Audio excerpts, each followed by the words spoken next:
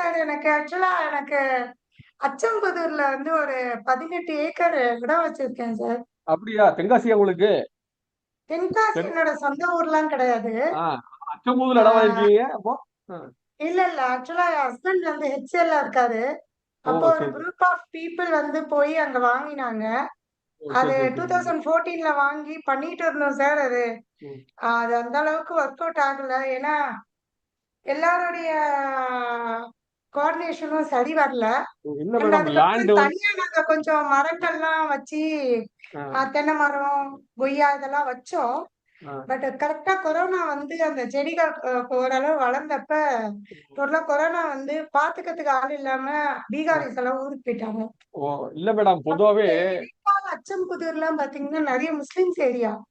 Middle ஈஸ்டுக்கு போயிட்டு எங்களுக்கு labours கிடைக்கல. வெரி வெல் மேடம், ஏரியா நல்லா தெரியும் எனக்கு. நாங்க அங்க ஃப்ரெண்டுக்கு ஒரு லேண்ட் பார்த்தோம். லேண்ட் கிடைக்கல எங்களுக்கு. நான் இன்னும் வச்சிருக்கேன் சார், வாங்கிக்காததா வாங்கிக்கோங்க. சரி மேடம், அப்புறம் மெசேஜ் போட்டு வாங்கிக்கலாம். ஒருத்தங்க கேட்டாங்க, வேணா குடுக்குறேன், பிரச்சனை இல்லை. எவ்வளவு ஏக்கர் சொன்னீங்க? நான் அது ஹஸ்பண்ட் வந்து அதுல கொஞ்சம் அக்ரி லோன் எடுத்திருக்கோம் சார். அது ஹஸ்பண்ட் க்ளோஸ் ஆயிடுச்சு. என்னோடது க்ளோஸ் ஆகணும். அது ஹஸ்பண்ட் வந்து ப்ராசஸ்ல போய் பண்றேன்னு இருக்காரு. இல்ல உங்கது இது பெட்ரோல் லேண்டா இல்லாட்டி நீங்களா மாத்தினதா? 200 இயர்ஸா யாருமே யூஸ் பண்ணாம நெக்ஸ்ட் டு வெஸ்டர்ன் காட்ஸ்க்கு கீழே சார் அது. Okay okay okay. Red soil sir. அங்க போய் நீங்க தக்காளி பீட்ரூட்லாம் விளைவிச்சோம் சார். சூப்பரா இருந்தது. இல்ல கையில ஆள் இருக்காங்க மேடம். கம்ப்ளீட் பண்ண முடியல. இல்ல கையில ஆள் இருக்காங்க, வேணா கேட்டு பார்க்கலாம், ஒன்னும் பிரச்சனை இல்ல சார். கட்டாயம் சார், நான் என் ஹஸ்பண்ட் கிட்ட பேசிட்டு உங்ககிட்ட கால் பண்றேன் சார். உங்க நம்பர் என்கிட்ட இருக்கு. நான் அதோட டீடைல்ஸ் உங்களுக்கு கொடுக்குறேன் sir. Okay madam, thank you so much. பண்ணிக்கலாம் மேடம், ஒன்னும் பிரச்சனை. ஆள் இருக்காங்க, பண்ணிக்கலாம். உங்களுக்கு இளஞ்சி வல்லம் எல்லா லொகேஷனும் ஆள் இருக்காங்க. இளஞ்சி ஆமா எல்லாரும் ஆள் இருக்காங்க. ஃபார்ம் ஹவுஸ் வச்சிருக்காங்க, ஃப்ரெண்ட்ஸ் வச்சிருக்காங்க. சோ அவங்கள்ட்ட கேட்டா உங்களுக்கு என்ன இதுன்னு கிடைக்கும் உங்களுக்கு. ஓகேங்க sir, sure sir. Thank you madam. அப்போ உங்க லேண்ட நீங்க டெவலப் பண்ண லேண்டா மேடம் அது உங்களுக்கு? சார் என் ஹஸ்பண்ட் பேர்ல இருக்க லேண்ட் ஒரு 6 acres. Oh, sure. We'll continue. Okay. Shall we start the session? A recording going on. Okay. YouTube live. Yeah, YouTube live is also going on. Okay. Yes, sir. Thank you, sir. Thanks. Just a minute.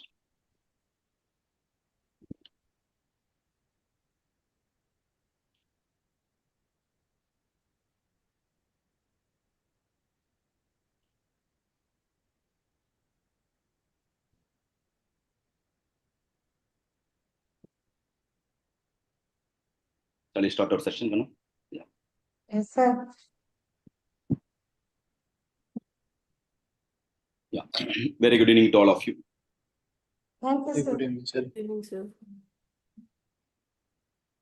Good evening, sir. Good evening. Good evening, sir. Good evening, sir. Good evening, Ganu. Good evening. அனைவருக்கும் என் அன்பான வணக்கங்கள். For coming examination, what are all the theory we have to supposed to refer? We have a quick revision. It's a revision section only. So if you have my textbook, you can keep it in your hand so that you can underline and you can study also. Or you can view the screen also.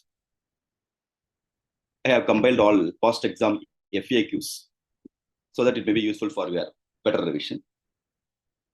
Importance of the theory, the last one question, guaranteed one question, past exam theory, repeated theory only they are asking. Many students used to skip the theory part. If you are going to skip the theory part, then the entire question paper is going to become compulsory question only. Right? Choice question. If any one of the topic, any tested question, high voltage question, if you are not able to understand that question like capital budgeting or leverage analysis, either question get on that. The theory part will help you. Therefore, don't skip the theory part. We'll quickly revise the past exam questions. Now, with respect to financial management introduction, There are two basic aspects are there in the financial management. One is called procurement of fund, another one is called effective utilization of fund. These are all the two basic aspects with respect to financial management. Procurement and effective utilization of fund.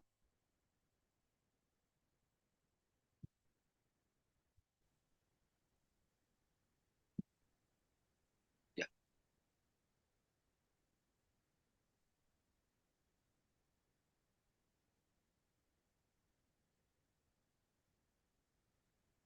Is it okay? Highlight pannaka. Yeah. So procurement and effective utilization of fund. These are all the two basic aspects of financial management. Procurement of fund, either by way of own fund or by way of borrowed fund. Own fund or borrowed fund. Own fund either by way of equity share capital or by way of preference share capital. Borrowed fund either by way of long-term loan or debentures. With respect to procurement, there are two basic aspects. One is procurement of fund, another one is effective utilization of fund. Before you are going to procure the fund, we have to analyze the characteristics of source of fund. There are three characters are there: risk, cost, and control. With respect to risk factor, risk with respect to risk of repayment is called risk. Risk represents what? Risk of repayment. In the sense what? Risk factor is high, whether it is own fund or borrowed fund, based on repayment. Borrowed fund means any given point of time you have to repay. Own fund means there is no question of repayment of own fund. So, all YouTube viewers, is it possible? Are you able to view the screen properly? Yes, kindly put the thumbs up now. Or okay.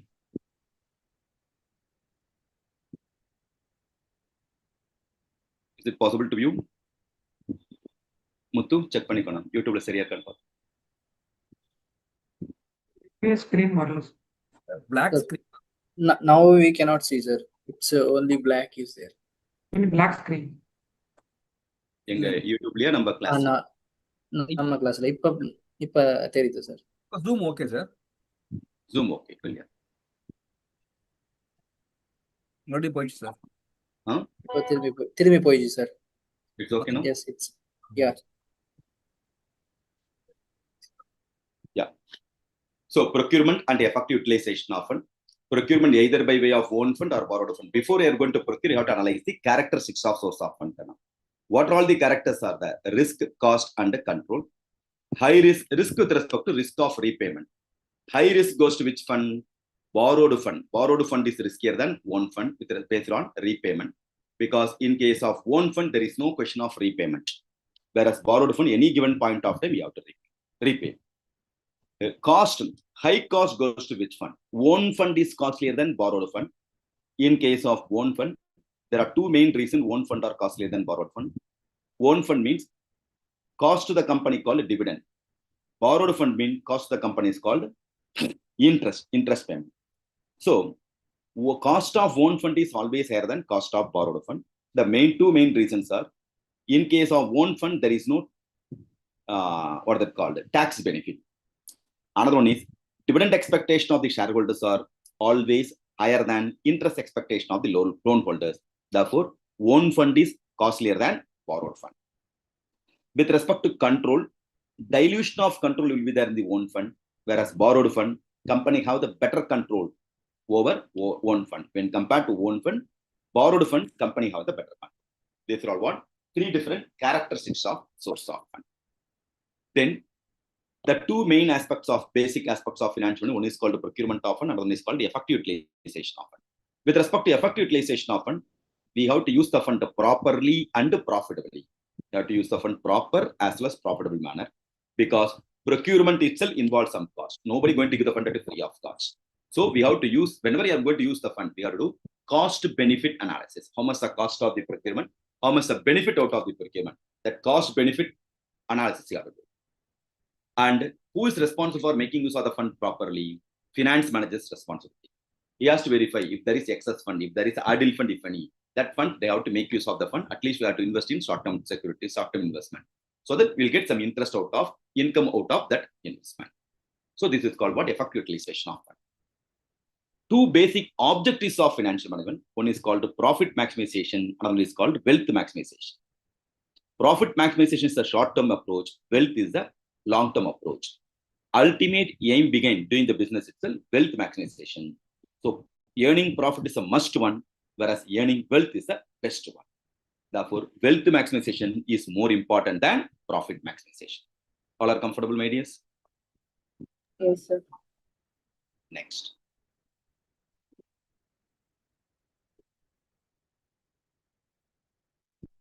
With respect to CFO, functions of CFO, Chief Financial Officer, very frequently asked question. There are 5 major functions are there: planning, source of fund, working capital management, capital budgeting decision, and risk management. These are all what 5 major roles of CFO. If you want to do the business, first you have to do plan. Thereafter, you have to worry about source of fund. After getting the fund, one hand you have to invest in short-term investment, another hand you have to invest the fund in long-term. Short-term investment decision making is called working capital. Investment in long-term is called what? Capital budgeting. So whenever you are going to do the business, we know how to make. We have to face the risk factor. So you have to know how to manage the risk. Therefore, if you remember this, you can able to understand that what roles of financial CFO. What are the 5 major roles of CFO? Planning, source of fund, working capital management, capital budgeting, also called investment decision, and risk management. All are comfortable, my dears? In addition to that, what are all the 9 emerging issues which affect the future roles of CFO? Globalization, stakeholders management, strategy, technology, transformation, talent and capability, regulation, risk, and reporting. These are all what 9 emerging issues which affects them future roles of CFO. Mnemonic for the same, it's a very frequently asked question. Mnemonic for the same, GSTR, GST return, G, 1G, S square, 2S, 3 cube, R cube. So that you can easily remember. G, S, T, R. Okay. G for globalization, S for stakeholders management, again S for strategy, technology, transformation, talent and capability, regulation, risk, and reporting. So if you want to become a CFO, the 5 traditional major role alone may not be sufficient. Whatever we discussed, the 5 major role, that alone is not sufficient. Nowadays, what are the other challenges CFO has to face? For that, the 9 points you have to remember. So you have to remember the GSTR. Difference between financial accounting and financial management. With respect to financial accounting, always accrual basis. Accounts is always accrual basis. Whereas FM, financial management, cash basis. With respect to financial management, financial accounting for the purpose of collecting the information, collecting the data for the purpose of reporting purpose. Whereas financial management is for the purpose of decision-making purpose. So where financial accounting ends, financial management start. Financial accounting will start. Then the next important question, agency cost. With respect to agency cost, if I am the sole proprietor of the company, owner of the business, I'll have proper cost reduction, control cost reduction techniques and all. Where and all possible will minimize the cost. Whenever I go out from this room, I will switch off the AC, switch off the fan, or switch off the lights. Because my company or what my concern, my industry, my shop, I may have some responsibility. If it is a corporate, then I'll do my duty, work, then I'll walk out from the place. I don't have the habit of switch on the AC or switch off the lights and all. It's somebody's responsibility. In the sense, if company corporate comes into picture, every individual will do their work only. They won't bother about other work. They won't bother about overall minimization of cost. Therefore, to monitor the same for the purpose of controlling the cost, we are going to incur additional cost. Is called agency cost. Cost of correctradhukaga innor cost allow pondrom. That is called agency cost. So the 4 types are there. One is monitoring, bonding, opportunity, and structuring. These are all the 4 types of agency cost. So the first paragraph is more useful for the purpose of agency cost preparation. Haripriya, kindly read the first paragraph. You can easily understand agency cost. Yes, sir. Agency cost. In a sole proprietorship, firm, partnership, etc., owners participate in management, but in corporate, owners are not active in management. So there is a separation between owners, shareholders, and managers. In theory, managers should act in the best interest of the shareholders. However, in reality, managers may try to maximize their individual goal like salary, perks, etc. So there is a principal-agent relationship between managers and owners, which is known as agency problem. In a nutshell, agency problem is the chances that managers may place personal goals ahead of the goal of owners. Agency problem leads to agency cost. Agency cost is the additional cost borne by the shareholders to monitor the manager and control their behavior so as to maximize shareholders' wealth. Generally, the agency costs are 4 types: monitoring, bonding, opportunity, structuring. Good. Now you understood, Kanna? So, agency problem. First, they should talk about what? Agency problem. What is called the agency problem? Like sole proprietorship, in case of corporate, they may not have the proper control over the cost because owner is not participating. Therefore, that problem is called the agency problem. To control the cost, we are going to incur some additional, some manager, some supervisor has to manage, somebody has to monitor to overall cost minimization. Further, we are incurring the cost. That cost is called agency cost. All are comfortable? Next. Yes.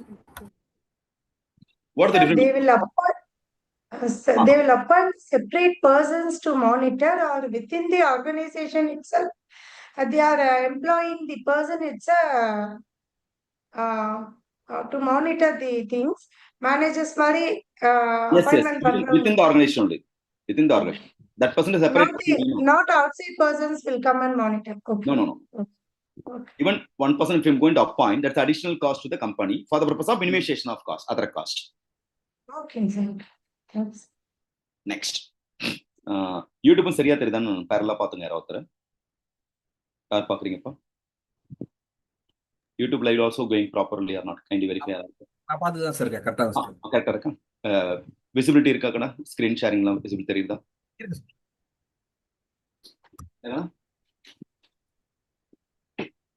Nobody is visible, am I right? Yes, sir. Visible. Okay. Next. Yes, sir. It's good. Thank you, Kanna. Next. The next important question. All the question I taken from past examination or RTP or MTP. Okay. Financial distress and the financial insolvency. So easy way to understand the financial distress. Financial distress is a temporary problem, whereas insolvency is a permanent. Okay. So long term with respect to what? Long term problem. Thank you, Stevenson, sir. So there's a financial distress and a financial insolvency. That is what insolvency. Financial distress, after COVID, we are unable to pay salary to the workers, or we were not able to pay the rent properly. Some hiccup has happened. Shortage of cash was happened. That is called some disturbance in the finance. Adequate liquid cash is not there. Liquidity portion got affected. That is called what? Financial distress. Inflow and outflow of cash costs affected. But if it is continuous for over the period of first year also financial distress, second year, third year, it's continuously happening. Then it leads to what? Winding above the company. Then it is called what? Insolvency. Got the clarity, my dears? Understood the difference between financial distress and the financial insolvency? Yes, sir. Yes, sir. Quick யாராவது படிக்கிறீங்களா அத? Niharika, kindly சொல்லுங்க. Financial distress and insolvency. There are various factors like price of the product, service, demand, price of inputs, example raw material, labor, etc., which is to be managed by an organization on a continuous basis. Proportion of debt also needs to be managed by an organization very delicately. Higher debt requires higher interest, and if the cash inflow is not sufficient, then it will put lot of pressure to the organization.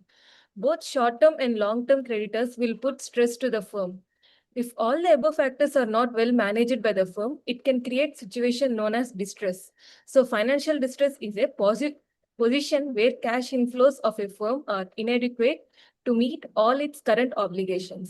So that particular line is important. So financial distress is a position where cash inflow of the firm are inadequate to meet all its current obligations. Whatever the inflow of cash may not sufficient to meet out the obligation of the company. That is called financial distress.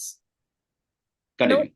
Now, if distress continues for a long period of time, firm may have to sell its asset even many times at a lower price. Further, when revenue is inadequate to revive the situation, firm will not be able to meet its obligations and become insolvent. So insolvency basically means inability of a firm to repay various debts and is a result of continuous financial distress. Good. Then, with respect to financial need, source of funds. The source of fund broadly classified into three types: long-term, medium-term, and short-term. Okay, it's a means of procurement of fund or way in which I'm going to get fund. That is called source of fund. Okay, so in the sources, long-term or short-term or medium-term, it's purely based on maturity of when I'm going to repay the money. Based on that only, what the maturity period only we are going to classify as long-term or short-term or medium-term. In general, long-term represent more than 5 years. Medium-term represent 3 to 5 years. And what? Short-term represent less than 1 year or less than what? 1 year. Even what? More than 1 year and up to what? 5 years also considered as a what? Medium-term. Now, you know various sources. Long-term sources in equity share capital is the best example. Medium-term means debentures or preference shares is the best example. Short-term means a trade credit, commercial papers. Okay, even the factoring. These are all one example with respect to short-term sources. In addition to that, the source of fund broadly classified into internal source and external source. External source, you know, I'm going to get the fund from outsiders by way of equity share capital, by way of preference share capital, by way of long-term loans, or debentures are called the external source. Internal source, earned profit will be there. The retained earning, that is also one of the source of the company. That is called one internal source. Then, advantages of raising fund by way of equity share capital. Such a simplest question. You know, if I'm going to issue the equity share capital, there are +2 questions. Am I right? What are the advantage? Equity share capital means I don't need to pay immediately. Am I right or not? The repayment may not going to come. I have to pay dividend only if the profit earned by the company. Company has to pay dividend only if there is a profit. Are you able to follow? Therefore, the riskless way in which I am going to get the fund from the company called equity share capital. Muthu, kindly read advantages of raising fund by way of equity share capital. Sir, Advantages of raising funds by issue of equity shares. It is a permanent source of finance since such shares are not redeemable. The company has no liability for cash outflows associated with its redemption. Equity capital increases the company's financial base and thus helps further the borrowing powers of the company. The company is not obliged legally to pay dividends. Hence, in times of uncertainties or when the company is not performing well, dividend payments can be reduced or even suspended. The company can make further issue of share capital by making a right issue. So all are easy points only, no? Yes, sir. Similarly, preference share capital, that is also +2 level question only. What are all that? These are all post exam questions only. Okay, they ask for the 2 marks. Preference share capital. Continue, Ganna. What are the advantage of preference share capital? Advantages of raising funds by issue of preference share capital. No dilution in equity, earnings per share on enlarged capital base. There is no risk of takeover as the preference shareholders do not have voting rights. There is leveraging advantage as it bears a fixed charge. Preference dividends are fixed and pre-decided. Preference shareholders do not participate in surplus profit as the ordinary shareholders. Preference share capital can be redeemed after a specified period. Then various types of preference share: cumulative preference share, non-cumulative preference shares, redeemable, participating preference share, non-participating preference shares, and convertible preference shares. The difference between equity and preference shares. Yeah, read Kanna. Equity share capital versus preference share capital. Difference between equity share and preference share. Basis, preference dividend, equity share. Equity dividends is paid after preference dividend. Preference share. Payment of preference dividend is preferred over equity dividend. Rate of dividend. You have to pay dividend for the preference share capital, preference shareholders. Thereafter only you have to pay dividend for the remaining money only we can pay for equity share capital. Rate of dividend for equity shares it's fluctuating. For preference share it's fixed. Convertibility, equity shares are not convertible. Preference shares are convertible. Voting Convertible rights, are converted into equity equity share. Yeah, preference share capital. The preference shares we can have the option to convert into equity shares. voting rights. Equity shareholders enjoy voting rights. Preference shareholders, they do not enjoy, they do not have voting rights. Next, debentures. With respect to debentures, non-convertible debenture, fully convertible debenture, partly convertible debenture. These are all one various types. In addition to that, bearer debenture, registered debenture, mortgage debenture, naked debenture, redeemable debenture, and non-redeemable debenture. These are all various types of debentures. Then, what are all the advantages of issuing debentures? Yes, great part. Advantages of issuing debentures. Advantages and disadvantages. Advantages of debentures. The cost of debentures is much lower than the cost of preference or equity capital, as the interest is tax deductible. Also, investors consider debenture investment safer than equity or preferred investment, and hence may require a lower return on debenture investment. Debenture financing does not result in dilution of control. In a period of rising prices, debenture issue is advantageous.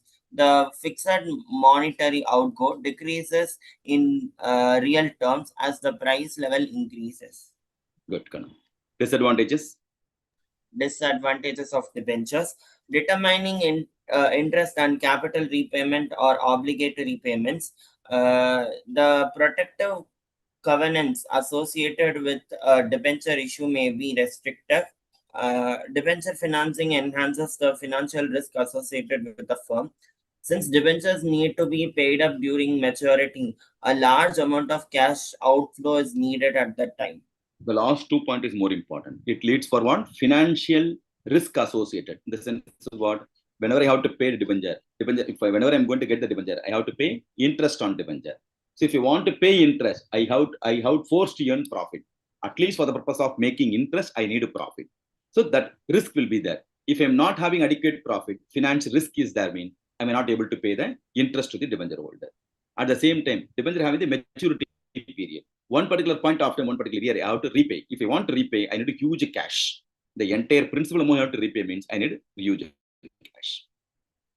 Then different between points, second point, this protective covenants associated, maybe restrictive now. Yeah, with respect to issue of debenture, we are having rules and regulation. So that is a disadvantage with respect to issuing the debenture. So just like the account portion 2 or issue the debenture. Okay, so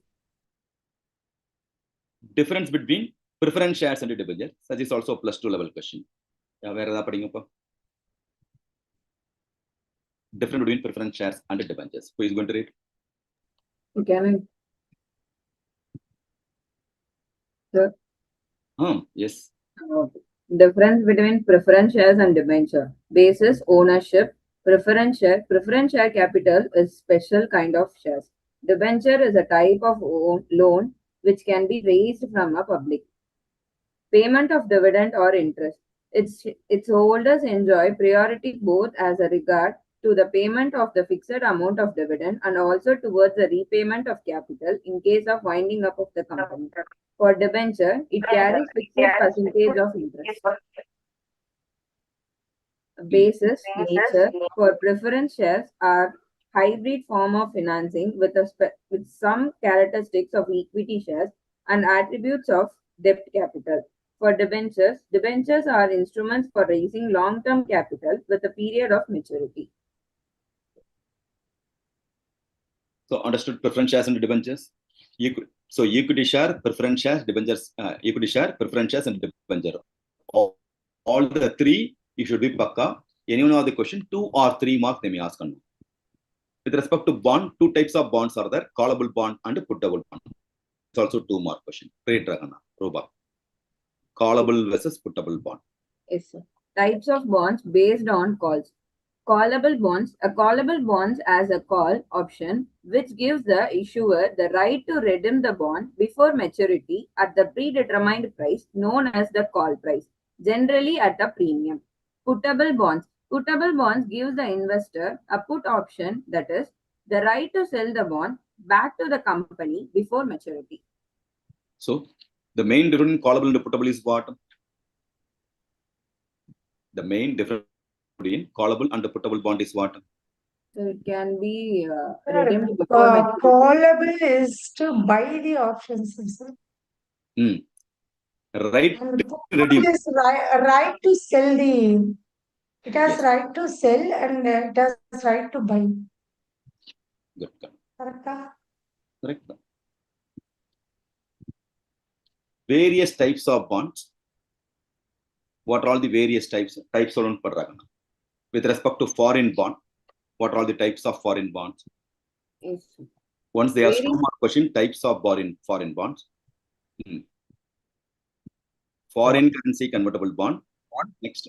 2 plain vanilla bond, 3 convertible floating rate notes CFRN, 4 drop lock bond, 5 variable rate demand obligations, 6 yield curve note YCN, 7 Yankee bond, 8 Euro bond, 9 Samurai bond, 10 Bulldog bond.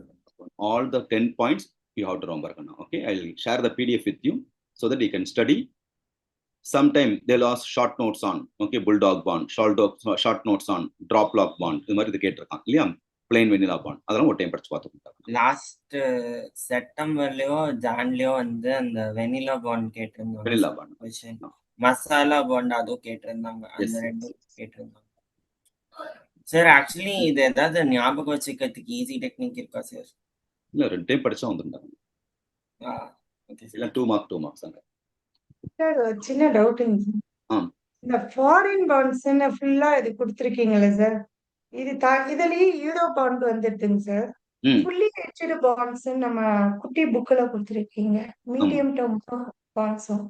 அது I think எதுவும் specify பண்ணிட்டு இதுல இருக்க மாதிரி எனக்கு தெரியல sir. அதை கொஞ்சம் சொல்றேன், தனியா சொல்றோம். எஸ், இந்தியன் பாண்ட்ஸ்ல என்ன இருக்கு அது தனியா சொல்றாங்க உங்களுக்கு. இந்த 10 பாயிண்ட் மட்டும் ஃபாரின் பாண்ட்ஸ் நடப்போம். Indian bonds, 1 masala bond, 2 municipal bonds, 3 government or treasury bonds. The 3 bonds with respect to Indian bonds. Next, bridge finance, very frequently asked a question. This question 4 to 5 mark question. 4 mark question or answer. With respect to bridge finance, bridge means what? The connection is called a bridge. Are you able to follow or not? Connecting one event to another event, that is called a bridge. Here, bridge finance means what? For finance, by way of finance, we are bridging. That's why it's called bridge finance. In the sense, you are going to start one big project. For that, assume you need 100 crores rupees. You are applying to the bank. You are approaching the bank. For that, whatever the securities, whatever the document, all those things you have provided. Even after providing, is it possible for them to get the loan immediately? Waiting period will be there, right? Because it's a huge amount, 100 crores. They have to verify what are all the document you have submitted, that is also correct or not, they have to verify. So their banker is having their own formalities. Assume they need 6 months for the purpose of, before going to sanction the loan, they need 6 months period for the purpose of verification, other process, inspection process and all. Then out of the 6 months, you may not be able to wait because you have to start the project. So one more loan you are applying. Anyway, all the document I have given for 100 crores worth, whatever the security, surety, everything I have given. But sanctioning the loan, get what? Accept or reject, we are going to come within 6 months period will there. So meantime, I want to start the business. I am going to approach one more short-term loan. The short-term loan is for the same bank only. The short-term loan is purely for the purpose of what? Bridging the gap between today and the 6th month. Because the 6 months gap is there. 6 months gap is there. Okay. During the period of 6 months, I don't want to wait. Clear? For that purpose, I am getting one more loan. Are you able to follow or not? For example, 100 crores I need. Okay. Big loan. For that, I need a 6 months period. After 6 months only, I am going to get the sanction. Clear? After 6 months period, I want to start the business. I need some fund to know. I'm going to apply one short-term loan. For example, I needed 2 crores for the purpose of continuing the business for the 6 months period. So I'm applying one short-term loan for 6 months period. Then for the same bank only, already I given all the enough certificate, all the enough for the surety, security, everything for 100 crores itself. So out of his releasing 2 crores is easy or difficult from the bank side? 100 கோடி ரூபாய்க்கு loan apply பண்ணிருக்கேன். Now urgently need 2 crores. Is it possible for them to release the 2 crores easy or not? Easy. Yes. Comparatively easy, because I have given surety assurance for 100 crores itself. Am I right? So if I'm going to get 2 crore rupees, for example, I'm telling you 2 crore rupees, after 6 months, all the paperwork, everything is over, documentation, everything over. Yes, they are going to sanction 100 crores. Out of 100 crores, before they are going to sanction, the 2 crores they will reduce, because already they given the loan, short-term loan. Plus, for that, whatever the interest for the 6-month period also they will deduct. Therefore, the 2 crores is a bridging from today to 6 months period, right or not? Before they are going to sanction the main loan, I am getting one more loan. The loan is what? Finance, one of the finance, bridging the connecting from one finance to another finance, one period to another period. That's why it's called one bridge finance. Got the clarity, my dears? Yes, sir. Yes, sir. So understood the terminology why it is called bridge finance? Yes. Yeah. Rakesh, kindly read quick kapadi. sir. Okay, sir. Bridge finance. It refers to loans taken by a company from commercial banks for a short period pending disbursement of loans sanctioned by financial institutions. Normally, it takes time for financial institutions to disperse loans to companies. However, once the loans are approved by the term lending institutions, companies, in order not to lose further time in starting their projects, arrange short-term loans from commercial banks. Short-term loans from commercial banks. So the bridge finance comes under the short-term loan. Yes. Bridge loans are also provided by financial institutions pending the signing of regular term loan agreement, which may be delayed due to non-compliance of conditions stipulated by the institutions while sanctioning the loan. The bridge loans are repaid or adjusted out of the term loans as and when disbursed by the concerned institutions. Bridge loans are normally secured by hypothecating movable assets, personal guarantees, and demand promissory notes. Generally, the rate of interest on bridge finance is higher as compared to that on term loans. Always remember short-term. Always remember short-term loan means interest will be high. Long-term loan means interest will be less. Understood? Yes, sir. Characteristic. Yes. Characteristics. It is a short-term loan. It bridges the gap between the date of sanctioning the loan and the final disbursement of loan. The rate of interest on such loan is usually high. These loans are usually repaid as and when the term loans are disbursed. Advantages. It helps in avoiding the cost overruns. Such loan is useful to implement the projects on time. Disadvantages. The rate of interest on such loan is very high. Next, venture capital financing. With respect to venture capital, venture represent what? Highly risky project. New venture. Clear? Highly risky new venture is called what? Venture. Venture means what? Risk factor nariya irukum. So new or unique business I am going to start. Clear? So for that purpose, they are going to provide loan. That is called what? Venture capital financing. For example, I am having new idea. Out of herbal, I am going to create a petrol. It's a new idea. Some thought process has come. Idea may have, I may be what? Going to do the work, but I need a fund. So fund may not be available. Okay, I may have the idea, you may have the fund. Both of them join together. Whatever the fund I am going to collect from you, that is called what? New venture capital fund. Are you able to follow or not? Clear? So one new venture I am going to create. If I am going to convert the herbal, out of herbal I am going to take petrol. It may click or may not click. Therefore, risk factor is high. Right? It requires some research work. Further, you need an adequate fund also. So huge fund I need. That's the reason it comes under the venture capital financing. Are you able to follow or not? Now, how we have to get the fund? For that purpose, we are having types of venture capital. One is called equity financing, conditional loan, income note, and participating debenture. Equity financing represent what? Yes, I am having idea in the venture panna super profit pandalam. Okay, if I'm herbal is there, I know I'm a scientist. I know how to create out of petrol out of the product. The chedi lend edukka mudiyanaala. Clear? If I'm having some idea, but somebody has to invest the fund for factory edukkalam. Clear? So I am having idea, Rajagopal sir going to invest the fund. So if he is going to invest the fund, that fund is called venture capital. In a venture, new venture, risky venture, risk factor is high. That's why it's called, it's a venture capital. So capital kudukrar. Either I can be participating with you as a shareholder. Equity share kudukla.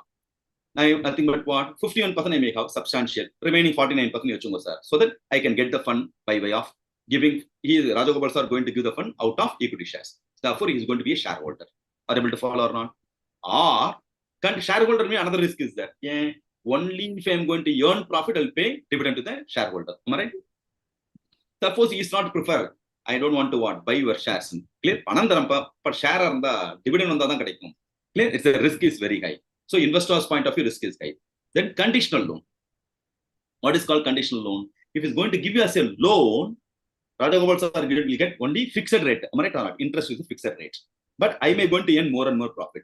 The petrol has been created. Then I can get more profit. Am I right or not?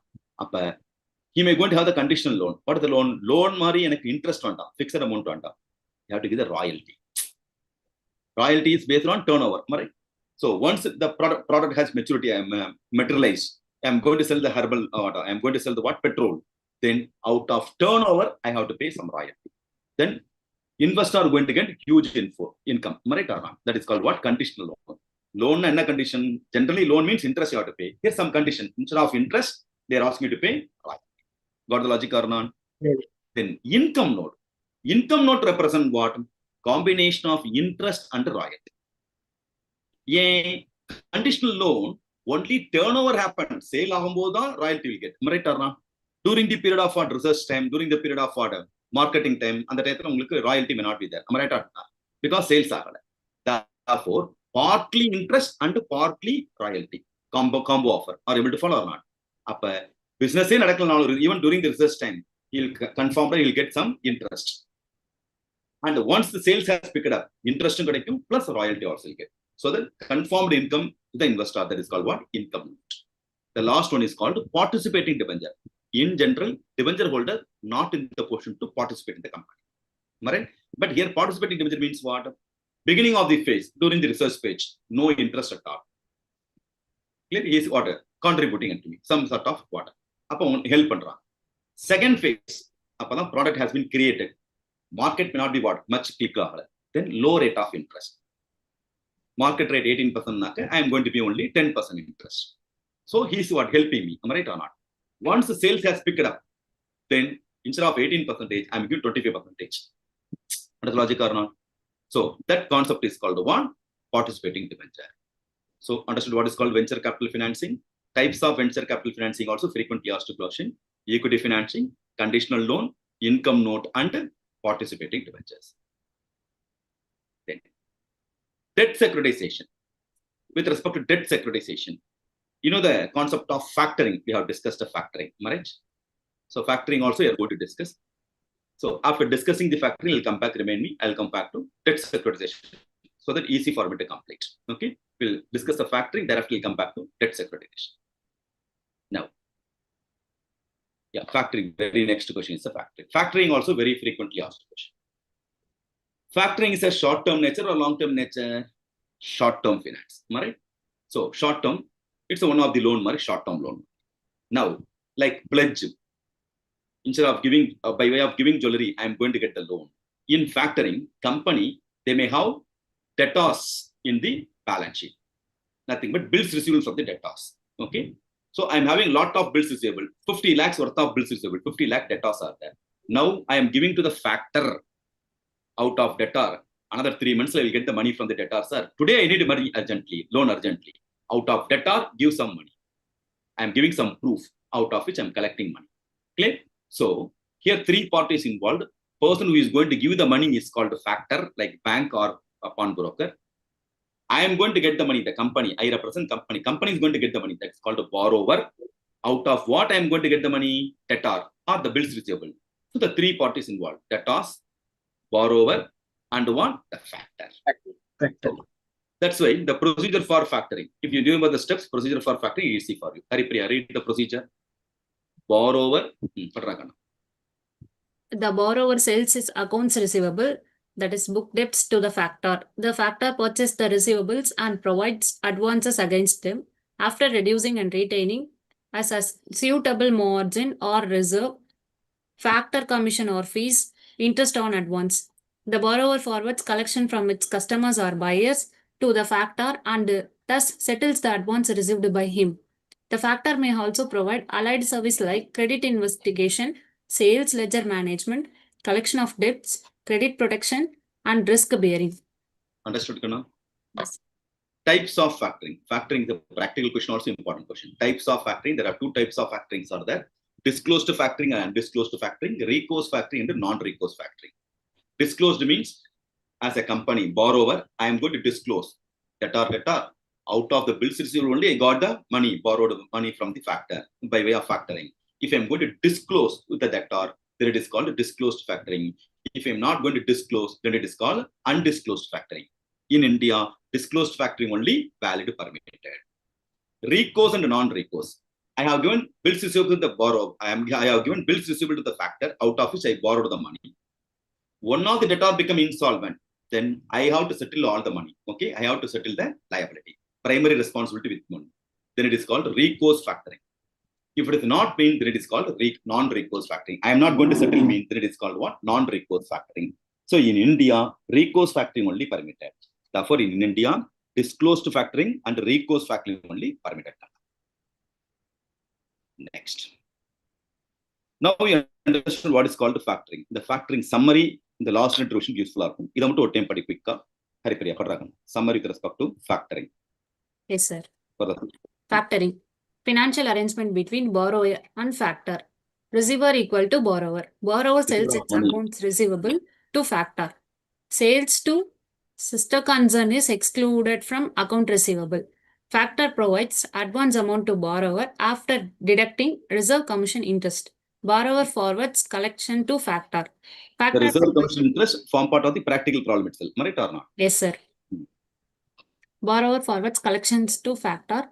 Factor provides allied services, credit investigation, sales ledger management, collection. Types of factoring, disclosed and undisclosed, recourse and non-recourse. Quick cash, no need for separate credit department. Understood, Kana? So these are all the what? Factoring with respect to factoring. Now, different between factoring and bills discounting, Kana. I have given the example. By way of bills receivable, I'm going to get the money. The same concept you come across in Negotiable Instrument Act also, bills discounting. Then what is the difference between bills discounting and the factoring? That is also a famous question. Factoring, factoring is called the invoice factoring, whereas bill discount is called the invoice discounting. Factoring, three parties involved. Okay, for all the borrower, factor, and debtor. Okay, the borrower, borrower, that is called a factor. The person out of debtor only and bills receivable, I'm going to get money. Therefore, debtor. Whereas bills discounting, drawer, drawee, payee. Negotiation. Hope you studied Negotiable Instrument Act, right? Then, yes. With respect to factoring, it's what? It's a sort of management of book debts, whereas bills discounting sort of borrowing from the commercial bank. This is management of book debts. The commercial bank borrow. Factoring, there is no specific act, whereas bills discounting, we are having Negotiable Instrument Act. In bills discounting, you have a 3 days grace period. This type of grace period is not there for factoring. Now, I'm going back to debt securitization. With respect to debt securitization, remember, you got the concept of factoring. Am I right? Now, I am collecting all the debtors from the various companies, like factor. If the factor is going to collect what? Debtors from the various companies, out of which only is going to give the money, Hello? Yes, sir. Yes, Yes, sir. sir. Factor is going Yes, to sir. give the money out of what? Collection Going to provide loan out of on the debtors. debtors. On the debtors. Right? Like that, if I'm going to get more and more bills with various companies, then the debt I am converting because I have created an asset, right, or not, by way of debtor going to pay the money soon, right? Similarly, company A, company B, company C, company D, that debt I'm having some asset. If I'm having asset, I can issue securities. Am I right or not? Out of that, I am going to give securities. That asset I am going to convert into asset pool called special purpose vehicle, like trust market. Special purpose vehicle, SPV, special purpose vehicle. Out of the pooling of asset, I am going to issue the securities. If I am going to issue the securities, become long-term in nature. Am I right or not? So I am converting debt into security. That's why it's called one debt securitization. Got the clarity, my dears? Yeah. Haripriya, the Parrakana. Debt securitization. Yes, sir. Securitization is a financial transaction in which assets are pooled and securities representing interest in the pool are issued. It is the process by which financial assets, example, loan receivable, mortgage-backed receivables, credit card balances, hire purchase debtors, trade debtors, etc., are transformed into securities. Securitization can take the form of debt securitization, in which the underlying pool of assets is sold to a company or a trust for an immediate cash payment. The company which buys these pool of assets issued securities and utilizes the regular cash flows arising out of the underlying pool of assets for servicing such issued securities. The securitization. Previous point, buddy, securities. Securitization. The company which buys this pool of assets. Previous. Securitization. Securities can take the form of debt securitization in which the underlying pool of asset is. What is called the underlying pool of asset? The debt or whatever the bills receivable, that is called debt, is sold to the company. Am I right or not? Yes. Debt in bills receivable we are paying, giving, that whatever is sold to the company for immediate cash payment. Cash payment. That is nothing but factoring concept. Got the clarity or not? Yes, sir. No. Two-way process. Point number one. The sale of an asset or a pool of assets to a company for immediate cash payments.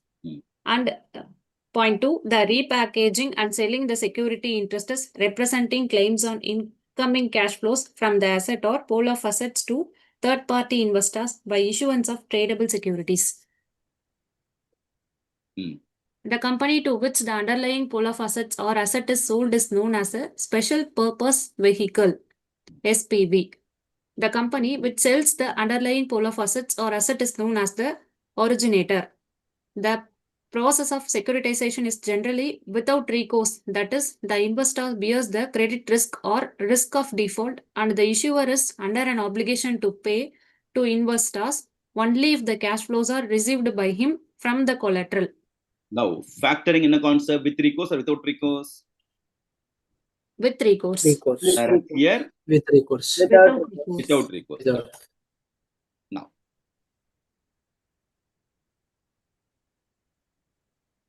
Benefit.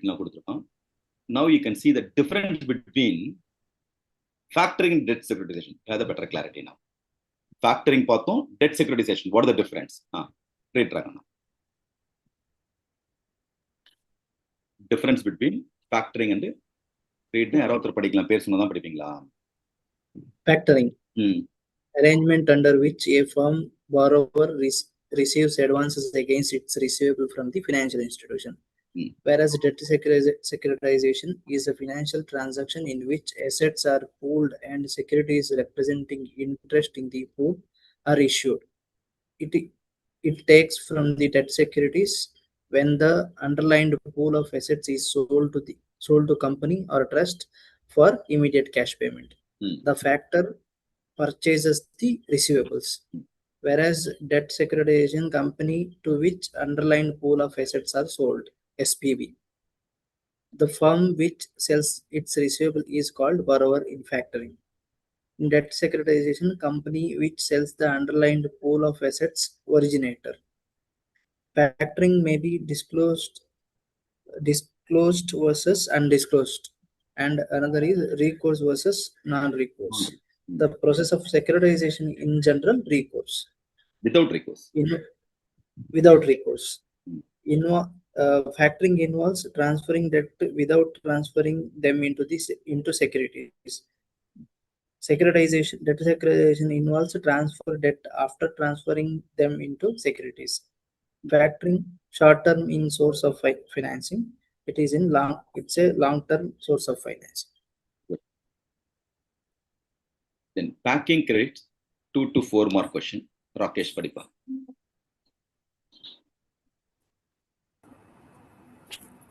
Packing credit. Packing credit is an advance by banks to an exporter. Any exporter having at hand a firm export order placed with by him, his foreign buyer, on an irrevocable letter of credit opened in his favor, can approach a bank for availing of packing credit.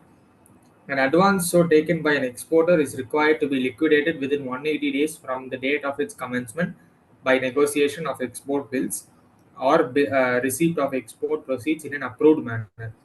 Thus, packing credit is essentially a short-term advance. Types of First, the packing credit is only for the exporter, okay, for the purpose of export transaction. Okay, one. Then, within what period? 180 days, the period should be what? Within 180 days. Since the 180 days, it's a long-term in nature or short-term in nature? Short-term. Short-term in nature. Types of packing credit. Pre-shipment finance. 1. Clean packing credit. 2. Packing credit against hypothecation of goods. 3. Packing credit against pledge of goods. 4. ECGC guarantee. 5. Forward exchange contract. Post-shipment finance. 1. Discounting of documentary bills. 2. ECGC guarantee. 3. Advanced against export bills sent for collection. 4. Advance against duty drawbacks. So if you remember the point, that is sufficient. No need to curiosity to learn more from what is drawback, duty drawback, what is ECG guarantee, that and all applicable for the final only. Okay, you can restrict it to your learning also.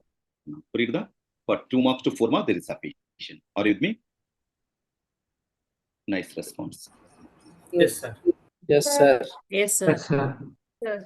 Self-interest na padingo, but not relevant for the examination. Okay. Seed capital assessment. That is also interesting as well as what frequently asked question. Seed capital assessment. With respect to seed capital, name itself implies the character. Seed in anartham.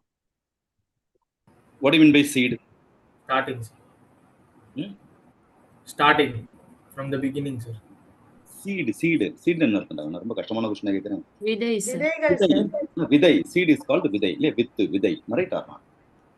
Capital, assistance. Somebody assisting you, help pandran. They are giving some capital as a seed to grow. Got the logic or not? Now, somebody finance pandran. That finance is a seed for me to grow. Am I right or not? Yes, sir. The finance is a capital. So, somebody giving capital as a seed, assisting capital as a seed to grow, that's why it's called what? Seed capital assistant. Got the clarity? Haripriya, she has cleared, qualified chartered accountant. She thought of what? In her Kanjipuram, she want to start their own audit firm. Or audit firm. Unlike those days, nowadays audit firm also what costly only. Right? Nalla oru chumma ukanda aarambicha mudiyum. Na Wi-Fi facility venum, online facility ella irukanum, clear uploading ella pandradhukku unakku facility irukanum, some staff you need. Right? Appa minimum bare minimum you need some cost, infrastructure cost thevapadudhu. Right or not? Startup cost thevapadudhu. So you are having knowledge, but to start the business you need money. Ask பண்ணிட்ட கையில பணம் இருக்காது இல்லையா? ஓகேடா ஹரிப்பிர நீ நல்ல brilliant ஆச்சேம்மா. Somebody is assisting. இந்தவன் கேபிட்டல் வச்சுக்கோ பணம் கொடுத்துறான். Start the business. So that is a what seed for you to start. இல்லையா? ஒரு விதை போடுறாங்க பணம் கொடுத்து. That's why the seed giving capital as a seed, assisting capital as a seed to grow. That's why it's called what? Seed capital assistance. Or is it not? The seed capital assistance only for the professionally qualified persons. Clear? Professionally qualified persons are apply. Clear? Now you can read seed capital assistant. If a panam kuduthran unakku seed capital assistant, Haripriya has started the business. Is it possible for her to gain the profit immediately? No. Wait panna undrum. Why? She has to do the business. You have to get the client. Even she will get the client, you have to do the audit, tax audit mudikira. Then immediately she won't get the money. Next year தான் கிடைக்கும். ஒரு வருஷம் ஒரு cycle போனாதான் she can earn money. மறைட்டார்னா அப்ப immediately she may not able to repay the money also. She is a professionally qualified person. Of the doctor ஆனாலும் சரி, what chartered ஆனாலும் சரி. Clear? So immediately they may not going to gain money. Clear? Therefore they will work hard. They will create water. Okay? ஆரம்பிச்சு establish பண்ணுவாங்க. Then they need some sufficient time to give back the money. Therefore, during the period is called moratorium period. அதுக்கு என்ன பேரு? moratorium period, cooling period, those period, you no need to give back any repayment of loan. You no need to give interest also. That's logic. Develop. After that, after the moratorium period is over, clear, you have to pay along with the interest, normal rate of, you have to settle the loan. Appa evlo help pandrangala, somebody is helping like SSI loan mari. That's why it's called what? Seed capital assistance. Such an interesting question. Yeah. Geeta madam, padikirala? Yes, sir. Sir, it is only provided by IDBI, sir. No. Designed by.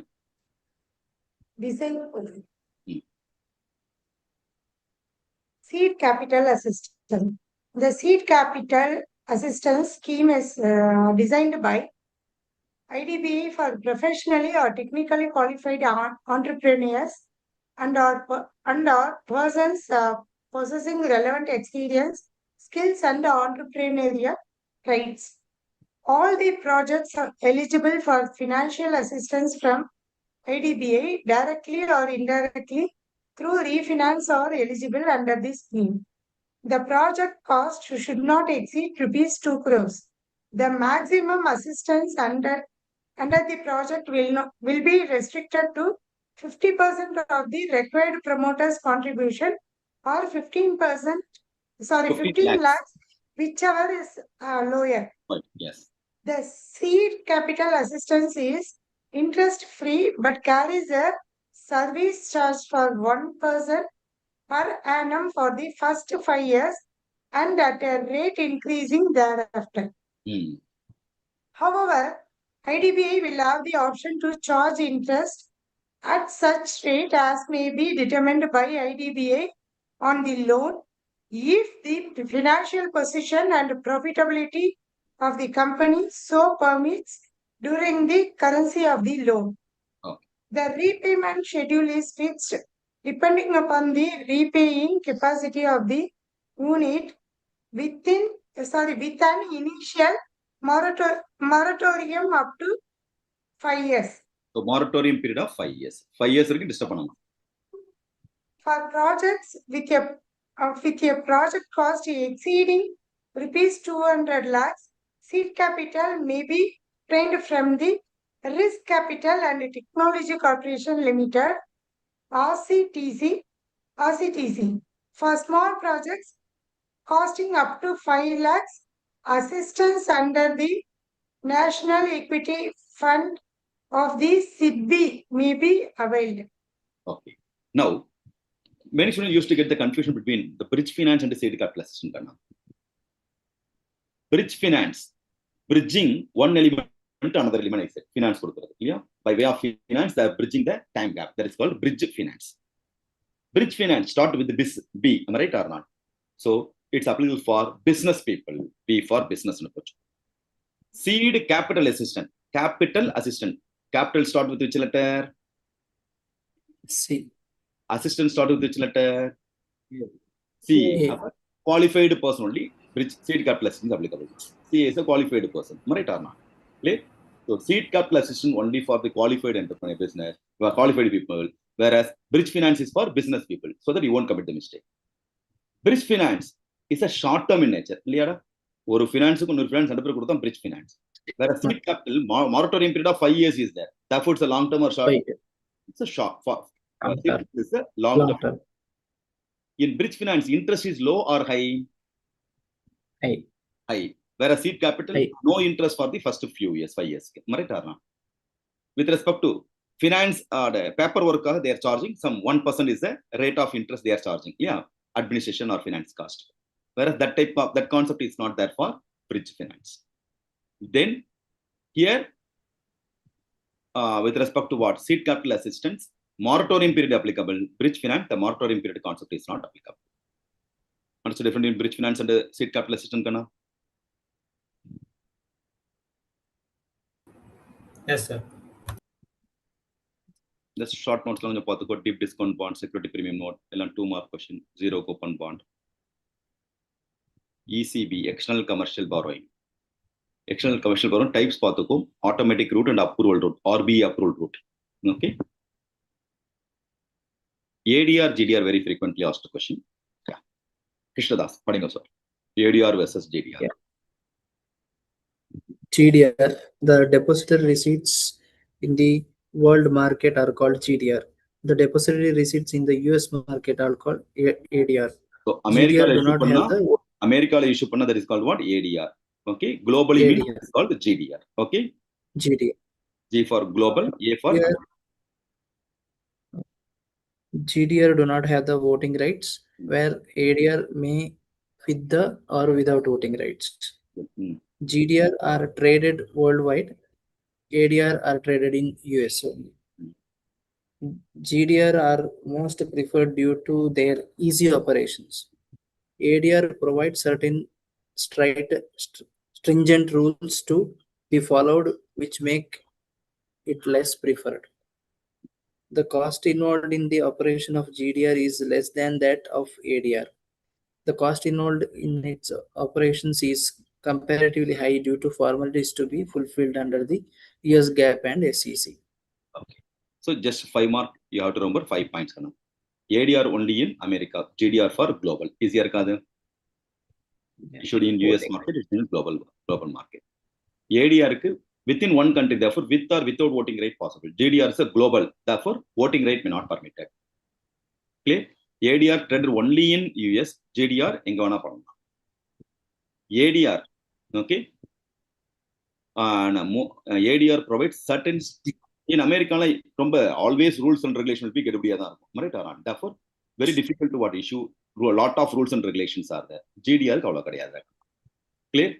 Then operating in always in US, expense will be costly. Therefore, operating expenses costly in ADR, whereas GDR not that much. So easy for it to remember ADR to GDR. 5 points 4 to 5 points முடியுமா?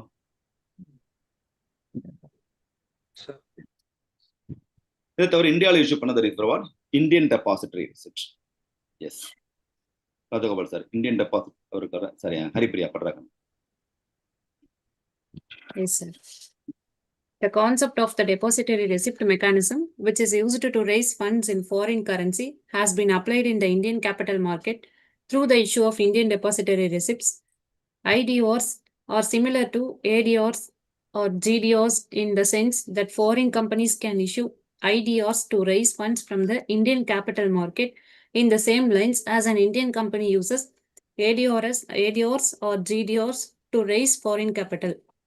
The IDRs are listed and traded in India in the same way as other Indian securities are traded. ADR, DDR is a frequently asked question.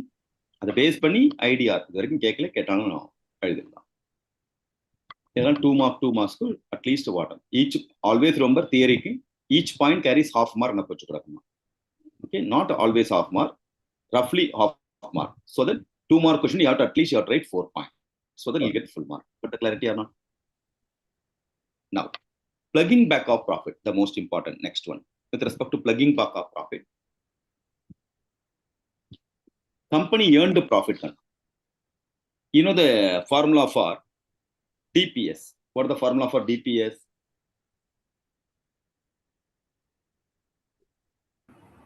EPS into dividend payout ratio. EPS into dividend payout ratio. You know, sales minus variable cost is equal to contribution minus fixed cost is equal to EBIT minus interest is equal to EBT minus tax is equal to EAT minus preferred dividend is equal to earnings available to equity shareholders. Earnings available to equity shareholders, assume 100 lakhs cash fund. Now, all the 100 lakhs if I am going to give to the shareholders, then how the company will grow? Company has to invest the fund. Only in capital structure theory, the assumption possible. Everything has been disposed. Practically, it's not possible. So, if all the amount has been disposed, it's very difficult for the company to grow. Therefore, part of the amount we are going to transfer to retain earning. Transfer to what? Resource and surplus retain earning. Remaining part only are going to distribute as a dividend. Out of 100 lakhs, assume 60% is transferred to dividend or what is that called? Retain earning. Remaining 40% is equal to I'm going to pay dividend. Therefore, dividend payout ratio is equal to 40%. Retain earning is equal to remaining 60%. The 60% retain earning is there, no? That concept, why I'm retain earning? earn பண்ணது retain பண்ணிக்கிறேன். That's why it's called retaining. Retaining my earning. That's why it's called retaining. I am not giving to the shareholders.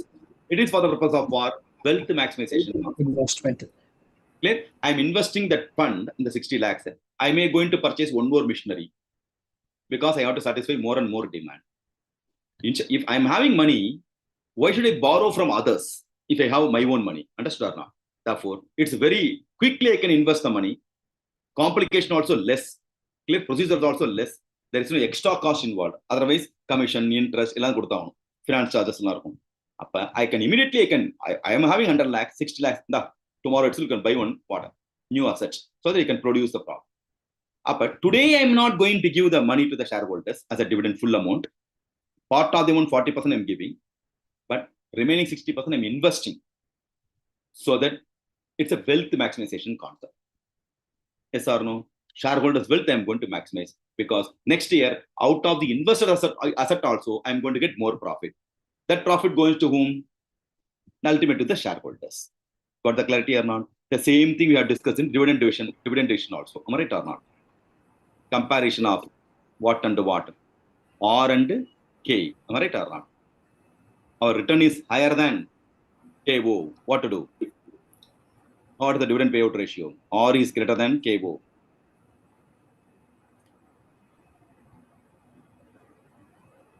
In dividend division, 0. R is payout, sir. Then 0 dividend. Yeah, optimum dividend payout policy is equal to 0. R is less than KO. 100%. 100%. So that concept is based on what? Plugging back of profit. Ultimately, what? Maximization of profit is that maximization of shareholders' wealth is that criteria. I am having fund. That fund I am going to out of 100 lakhs, 60 lakhs I use பண்ணிக்கிறேன். It is called what? Self-financing. என்னோட பணத்தை நான் use பண்ணிக்கிறேன். Instead of getting finance from others, I am having profit, earn to profit from the company. Out of it, 60% I am transferred to retaining. நமக்கு நாமே திட்டம். I am using my own fund. That's why it's called what? Self-financing. Got it? What is called plugging back of profit? Plugging back of profit enough? Yes, sir. Interesting concept. Frequently asked question. Okay, sir. Kailash Patrakan. This phenomenon under which the company does not distribute all the profit earned, but it retains a part of it, which is reinvested in the business for its development. The retained portion of profits is known as retained earnings. It is a technique of self-financing. It is a source of finance which contributes towards the fixed as well as the working capital needs of the company. Under this phenomenon, a part of the total profit is transferred to various reserves such as general reserve, reserve for repair and renewal, secret reserves, etc. The funds so created entail almost no risk under the control of the owners is not diluted. Advantages: since the company does not depend upon external sources, flowing back of profit or retained earning acts as an economical method of financing. The retained earning helps the company to pay the dividend regularly and enhances the credit worthiness of the company. Company with the large reserves can withstand the shocks, debt cycle and the scroll-ups. And the uncertainty of the market with this. It allows the financial structure to remain flexible. It makes the company self-reliant. It need not depend on outsiders for the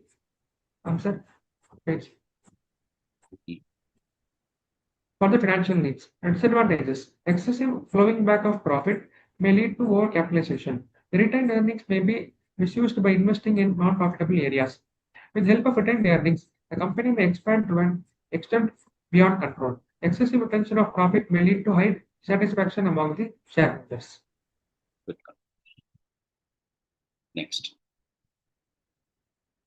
Another 2 more questions. 3 principles related to selecting of marketable securities. Before you are going to select the marketable securities, what are the 3 principles you have to remember? Safety, maturity, and marketability. Before you are going to buy one share, so mutual fund shares safe or right? Safest investment or not. Maturity period you are going to verify whether premium any advantages there are, and whether tradable or not. The 3 things we have to verify before you are going to invest the fund in marketable securities. Then floating rate bonds. Yes, sir. Even many question 2 mark or 3 mark, don't omit. if a 2 mark ஒரு 4 point ஈஸியா எழுத முடியும் right ஒரு 10 mark கொஸ்டின்ல score பண்றதை விட 2 mark question easily can score right or not so அதனால கொஞ்சம் கான்சென்ட்ரேட் பண்றாங்க yeah right Floating rate bonds. These are the bonds where the interest rate is not fixed and is allowed to float depending upon the market conditions. These are idle instruments which can be resorted to by the issuers to hedge themselves against volatility in the interest rates. They have become more popular as a money market instrument and have been successfully issued by financial institutions like IDBI, ICICI, etc. ஒரு கொசுறு question கேட்டிருக்கான் what are the two sources of long term finance for the partnership firm? A simple question only. Yeah. Sarana, படிக்கிறீங்களா? Sir. From either loan வாங்கலாம் இல்லையா? If you are the partnership firm, it's available to all, not only for the firm. You can get the loan, long term money by way of long term loan or lease finance is possible. Clear? What is lease finance? We are going to discuss separately. So next, what are the short-term sources of fund? What all the ways are there? Trade credit. You know what is called a trade credit. 2/10 net 40 trade credit. Accrued expenses. Deferred income. Accrued expenses is what? Income. Accrued expenses is what? Expenses to be paid but not paid immediately. That is equal to a loan. Option A. I am getting 1 lakh loan from Kailash. Short-term loan. 3 months. Option B. I have to pay some money to or purchaser, share what is called? Buyer, person, sorry, creditor. Creditor, I have to pay the money. Robust then raw material வாங்கிருக்கேன். I have to pay money. 1 lakh worth I have to pay. So 3 months கழிச்சு தரேன்றேன். Both are same only, no? Getting 1 lakh for the 3 months or 1 lakh payment I am withholding. Okay, outstanding. That is all. Both are equal only. Therefore, accrued expense is also one of the short-term source. Deferred income. Okay. So accrual expenses or deferred income. This all comes under what? Short term. Advance from the customer, commercial paper, treasury bill, okay, CD, okay, certificate of deposit, bank short term advances. Clear? So idu mari kutti items aame enna varum? Even short term public deposit, okay, intercorporate deposits, financing of export trade by the bank. Idala short term money we can get, short term loan we can get for the purpose of doing the business. Angel financing concept. With respect to angel financing, you may have the idea, okay, unique idea. Now, the startup for that, somebody going to sponsor the money, okay? Those people are called the angel because they are giving money for your idea, okay? So that's why it's called angel financing. Now, it's for angel finance. Clear? Such a simple theory, 2 mark theory, okay? Robustly, Yes, sir. Angel financing is a form of an equity financing where an angel investor is a wealthy individual who provides capital for a startup or expansion. Angel investor, wealthy individual, okay? Who provide capital for startup or expansion in exchange for an ownership or equity in the company. Angel investors have a ideal cash available and are looking for a high rate of return than what it is given by the traditional investment. Typically, angels as they are known as will invest around 30% to 70% to help the company to get started. This source of finance sometimes in the last option for the startup, which does not qualify for bank funding or too small for venture capital financing. Understood? Sir, in the vaati MTP 2 la kuduthirundanga sir the question. Next, this question they may touch environmental, social and government linked bonds. Muthu padrakana. Environmental, social and governance linked. Okay. Yes, carry. These bonds carry a responsibility of the issuer company to prioritize optimal environmental, social, and governance factors. Investing in ESG bonds is considered as socially responsible investing. That is more important. Like socially responsible investing. If it is a share trading, that is also investment only. But அதுல ஒரு social responsibility இருக்குமானா doubt தான். Right or not? Clear? But here ஒரு environmental friendly ப்ராஜெக்ட்டுக்காக invest பண்றோம். Geetha madam okay ஆர்கானிக்கா ஏதோ produce பண்ண போறாங்க. For that she need money. Clear? அப்ப ஆர்கானிக் கார்டனிங் போடுறாங்க, பெரிய லெவல்ல பண்றாங்க. For that she is collecting money. If I am going to invest the fund, எனக்கு ரிட்டர்ன் கிடைக்க போகுது. லைக் மார்க்கெட்ல பண்ற மாதிரி ரிட்டர்ன் கிடைக்க போகுது. But when compared to invest in somewhere, if I'm going to invest in Geeta Madam project, then எனக்கு ஒரு சாட்டிஸ்ஃபேக்ஷன் இருக்கு. நல்ல விஷயத்துக்கு பணம் கொடுத்துருக்கோம்ப்பா, இனி அதுலயும் ப்ராஃபிட் வருது. But I'm earning profit out of what ஒரு good cause to society. Logic or not? அப்ப என்விரான்மெண்டல் ஃப்ரெண்ட்லி, பிளாஸ்டிக் ஃப்ரீ ஜோனா இருக்கிறது, கிளியர், கார்பன் கிரெடிட், கார்பன் ஃபுட் பிரிண்ட்டை குறைக்கிறது, இதெல்லாம் இது மாதிரி ப்ராஜெக்ட் கொடுத்தாக்க it be more useful for more what social application இருக்கும். So socially responsible investing, that fund is called what? That sort of bond is called what? ESG bond. ESG bonds can be project-based, green bonds, and social bonds, and target-based sustainability-linked bonds, SLBs.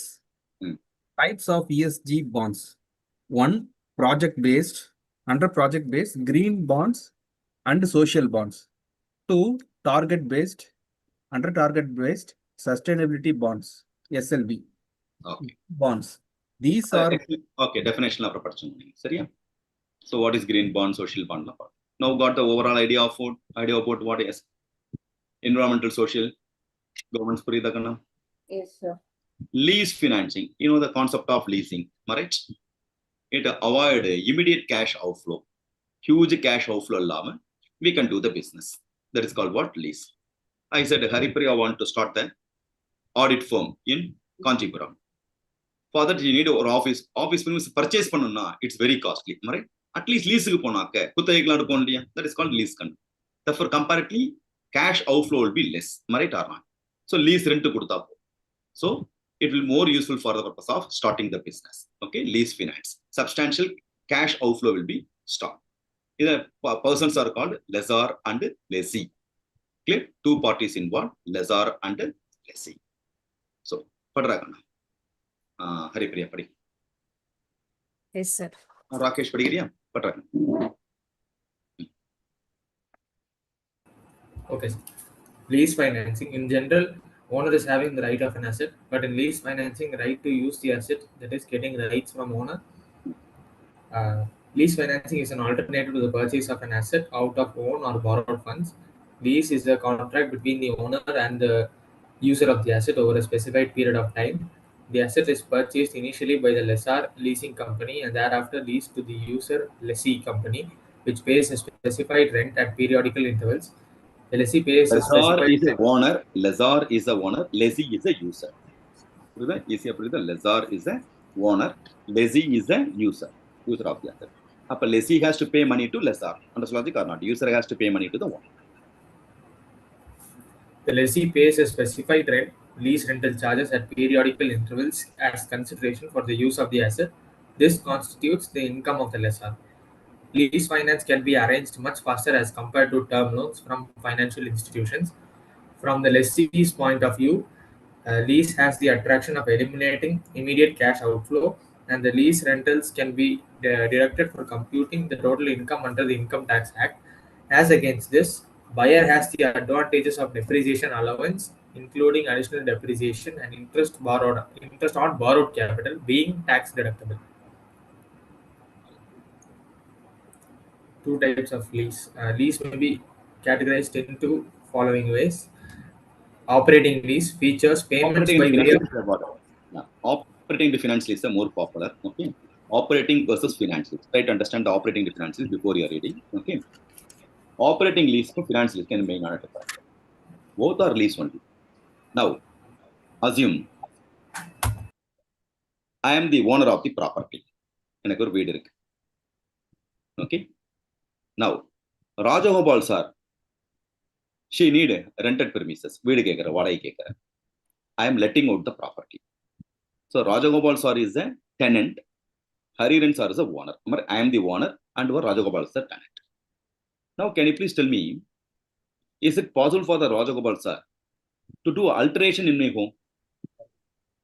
Double bedroom இருக்கு, hall பெருசா இருக்கு, triple bed, இன்னொரு room மாத்த முடியும். No, No, sir. sir. No, sir. No, No, sir. sir. ஒரு ஆணி அடிக்கினா கூட ஓனரை கேட்க வேண்டும் இல்லையா?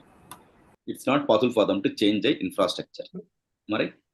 இஃப் தேர் இஸ் லீக்கேஜ், ஏதோ ஒரு பிரச்சனை இருக்கு, that expenses who has to bear? Tenant has to bear or owner has to bear? Tenant. Owner. Owner. Owner. Owner. Owner has to. I am the asset owner of the asset. Okay.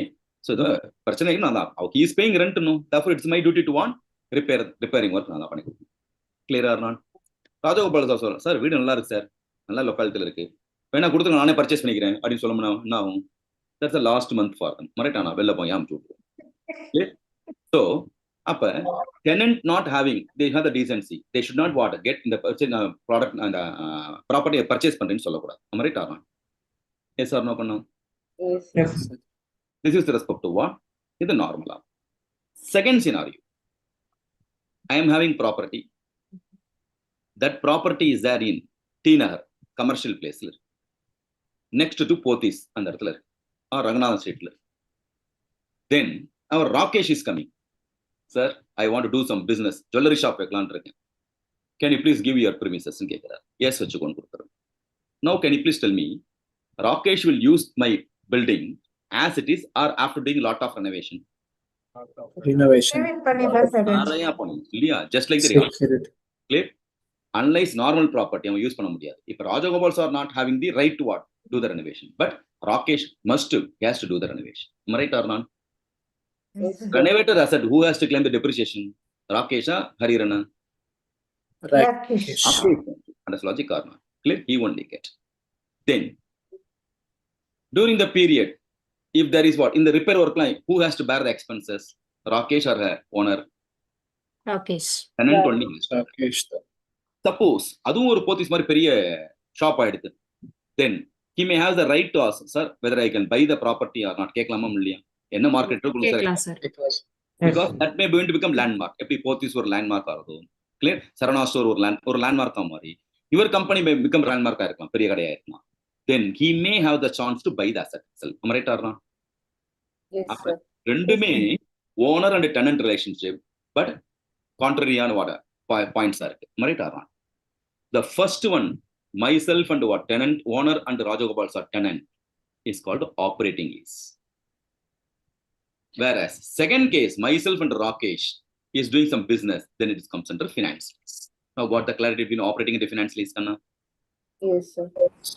Yes, sir. Different between operating and finance lease, but better operating. Now, Rakesh, Padipa. Difference between operating and finance lease. Operating lease, finance lease, basis meaning the lessee is only provided the use of the asset over a certain period of time. Finance lease, the risk and reward incident to ownership are passed on to the lessee. The lessor only remains the legal owner of the asset. Substance over form. Cost of repairs. Lessor bears cost of repairs, maintenance or operations, whereas in finance lease, the lessor enters into the transaction only as financier. He does not bear the cost of repairs, maintenance or operations.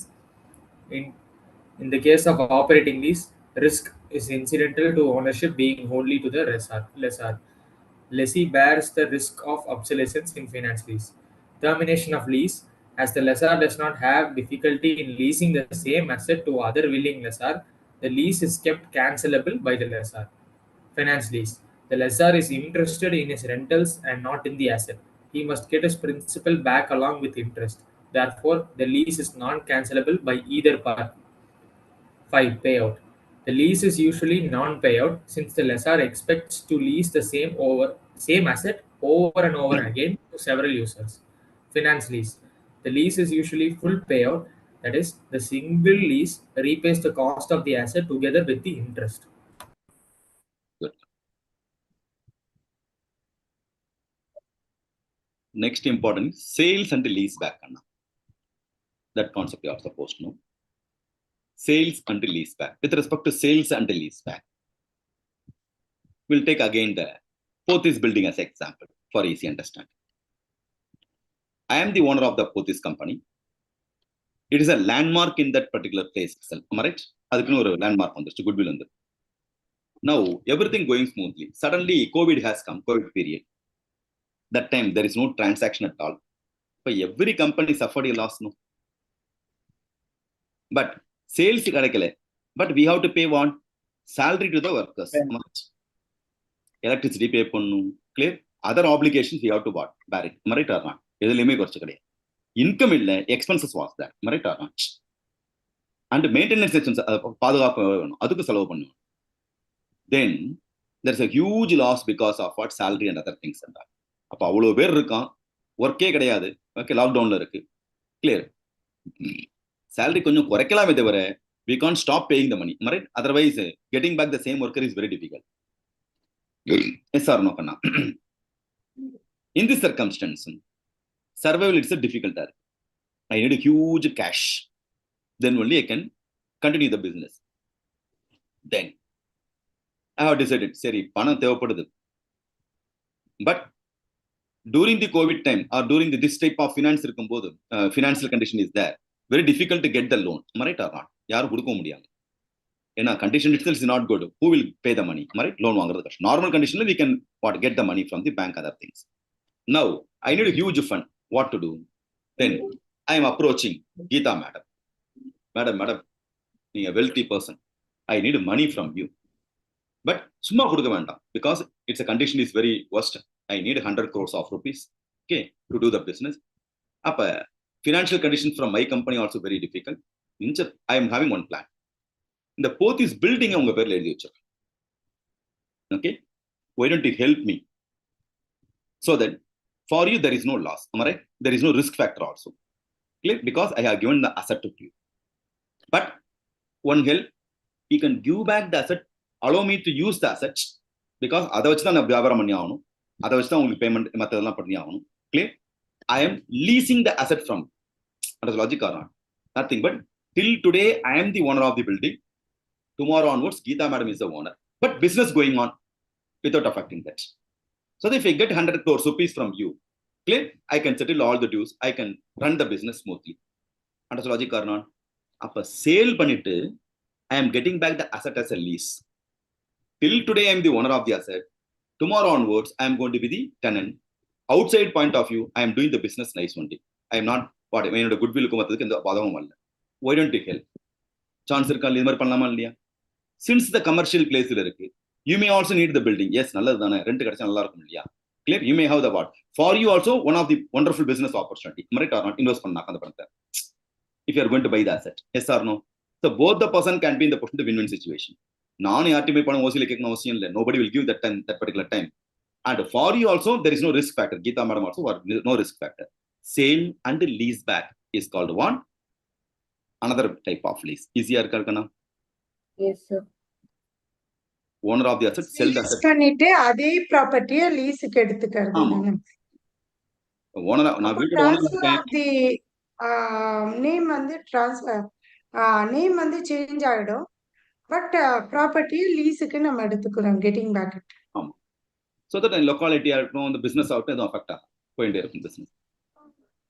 I will get the sufficient money also. Then leverage lease. With respect to leverage lease, the concept of leverage எப்போ வரும்னு சொல்லியிருக்கேன். The concept of leverage arises only in case of loan, debt. Loan. Here third party involved. Suppose a Pothys building வாங்குறாங்கன்னு சொல்லுங்க. Geeta madam nice project தெரியுது, but 100 crores முடியல. She is having only 70 crores. So 30 crores இன்னொரு ஆள பிடிக்கிறாங்க. One more party involved. Then in the lease ல lessor and lessee தவிர இன்னொரு involve ஆகும். For the purpose of giving fund, then it is called what? Leverage lease. Got logic or not? For example, Geeta madam want to buy the asset, means she need 100 crores.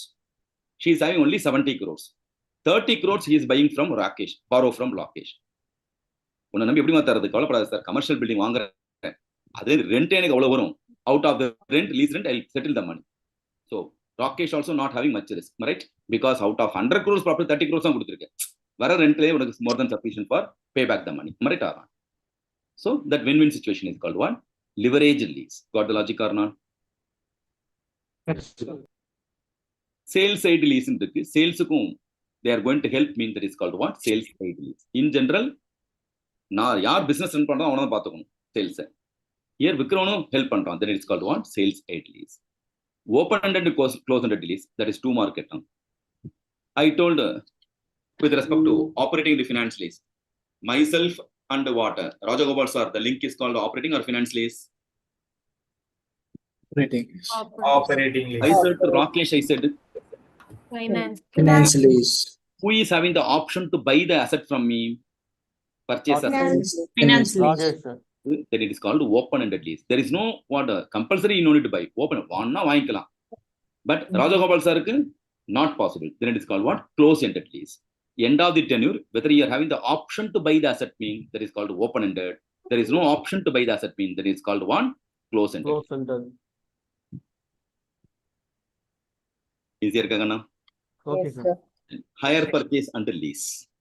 Yeah, Haripriya, sinna question padichom. Hire purchase and lease. Yes, sir.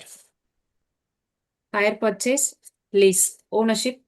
In hire purchase, the person who using the asset is the owner of the asset and full title is transferred to him after he has paid the agreed installments.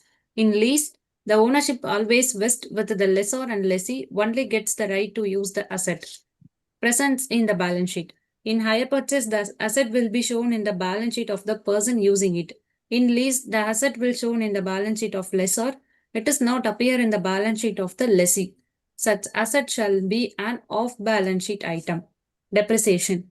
In hire purchase, the owner can claim depreciation and other allowances on the asset.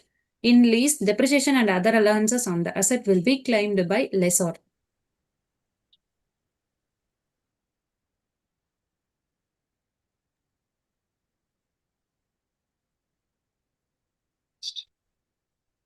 Interesting irundakana. Okay, sir. Yes, sir. So, With respect to working capital, what all the factors going to determine with respect to working capital?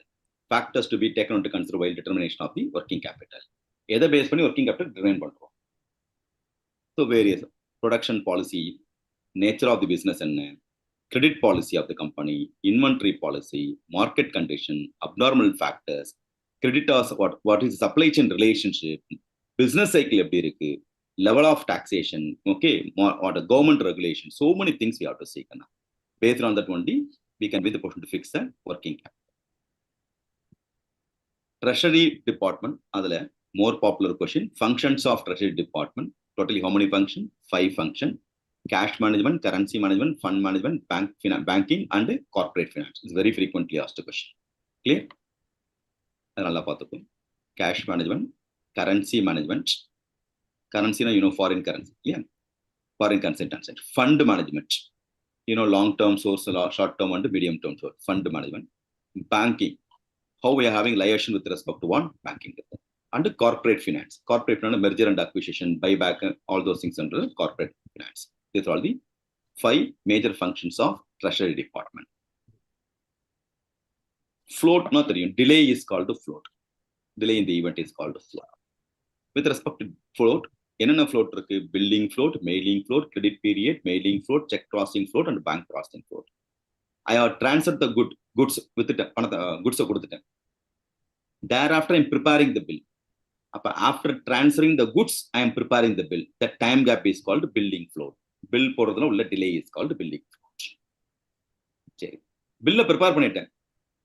Then I have to submit the bill to my accounts department. They are going to send the courier.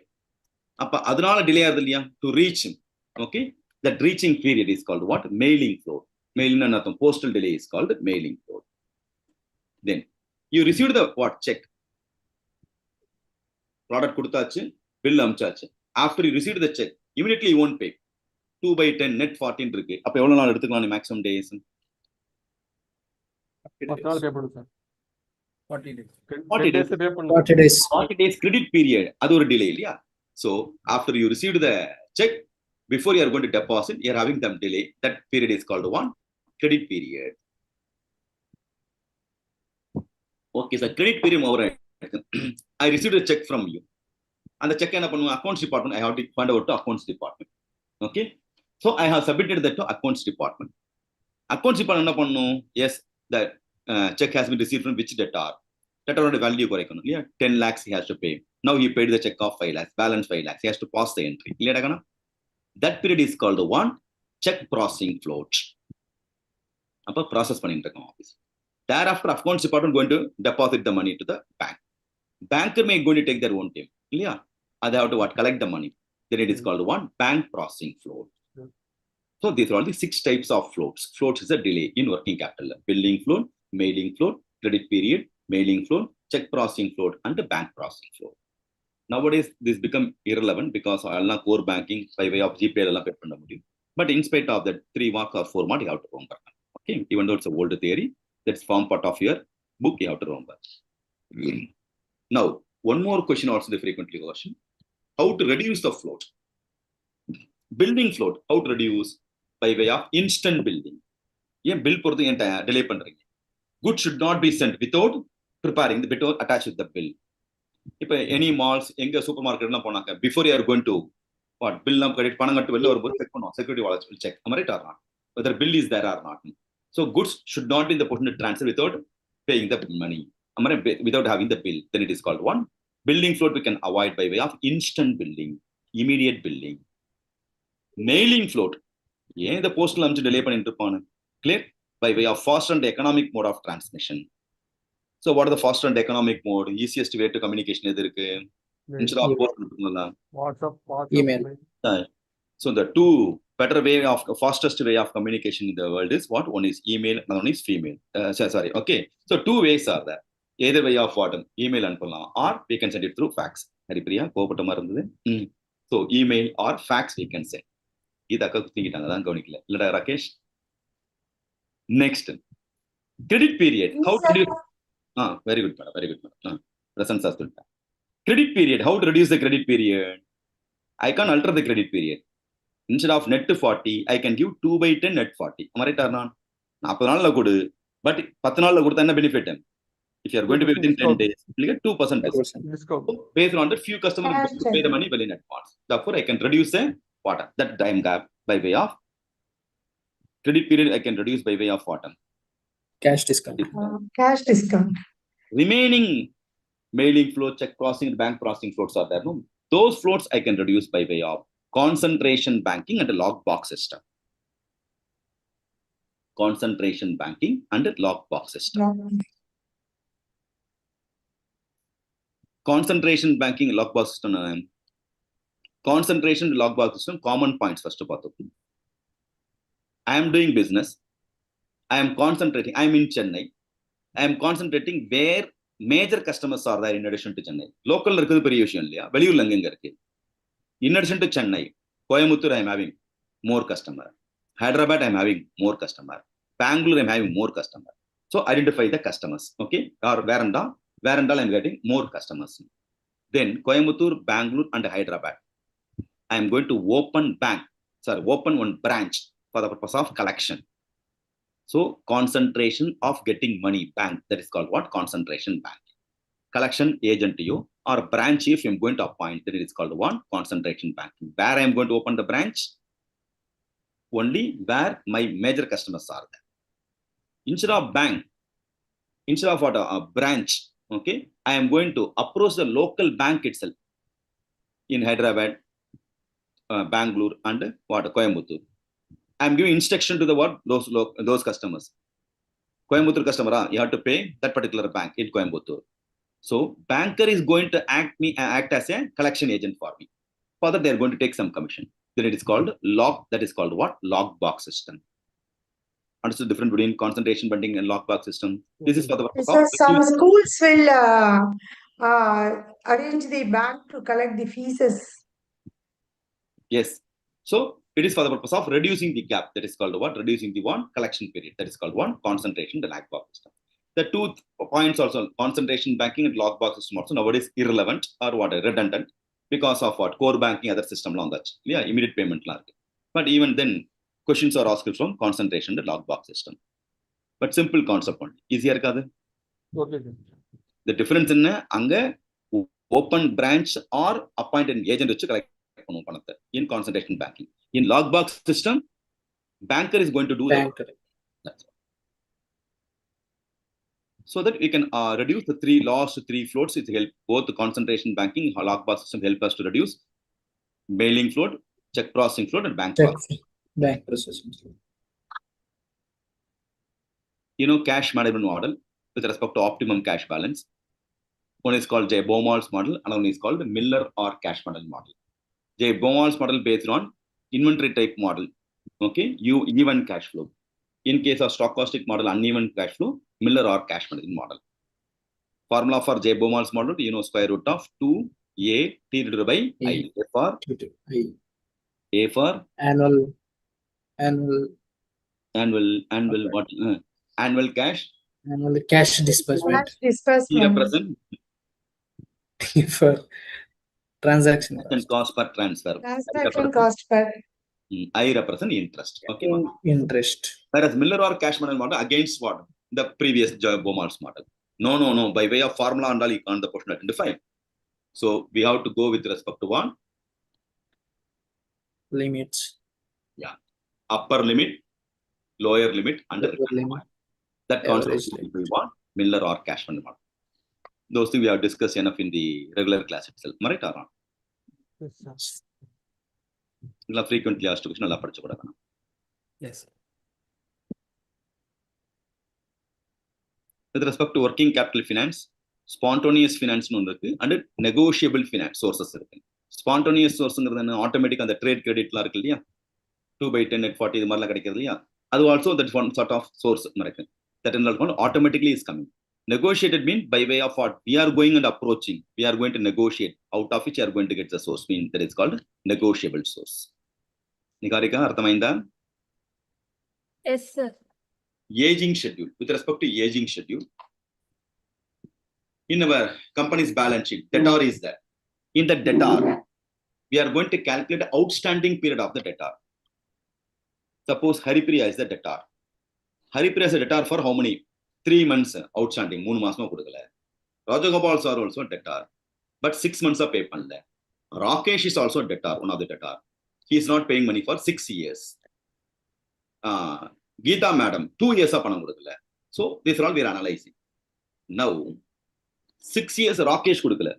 Inime kudukka chance illa. Therefore, if I am going to analyze that type of how many months or how many weeks or how many days or how many years outstanding, that the period calculation is called the aging of the debtor. Clear? That is called the aging schedule. Why we need aging schedule? For Rakesh, how many years he has not paid the money? How many years a debtor? 6 years. Better you can write it off. So bad debts. Then Geeta madam, how many months? How many years? 2 years. 2 years. I need a regular follow-up. Clear? I can stop. Thereafter, I don't need to transfer any goods. So the future loss I can avoid. Haripriya is a debtor for how many months?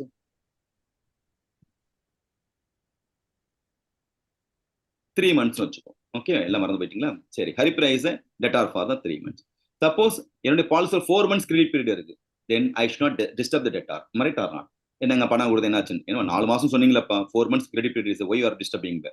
That will backfire with me. Therefore, those people we should not disturb because 4 months mudila. Thereafter only I got to collect the money. Understand logic or not? Rajagopal sir, 4 months additional 2 months, 6 months then I can do the follow-up activity. Okay, I can call and get the money. Few people will, after asking only, they'll pay the money. I have to do the follow-up activity. If I am going to scheduling the age of the debtors, it will give some better result. Future cash flow I can predict. Suppose next month I need a loan, 25 lakhs loan.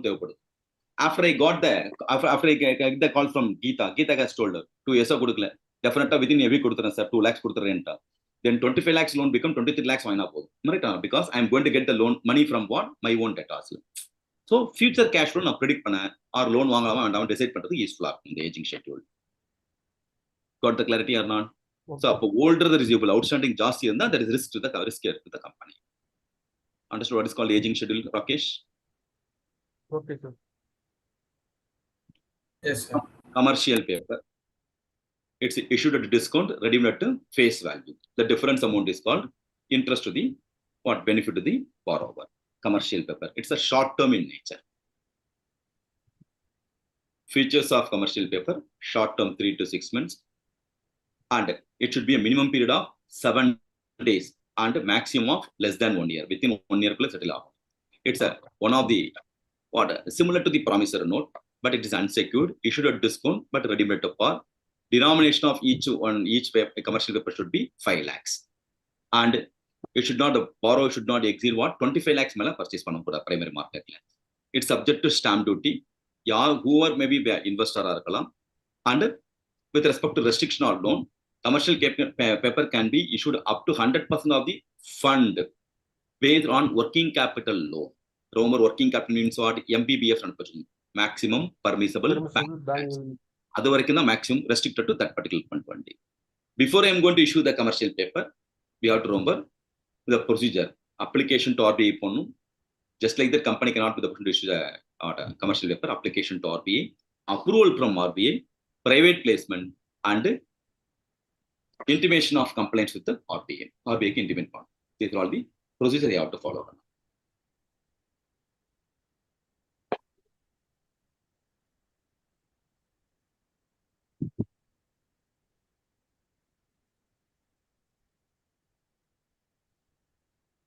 Decision tree லாம் தெரியும் உனக்கு சம்ஸே போட்டுக்கும் இல்லையா with respect to whether you have to credit granting decisionல பார்த்துக்கணும் decision tree.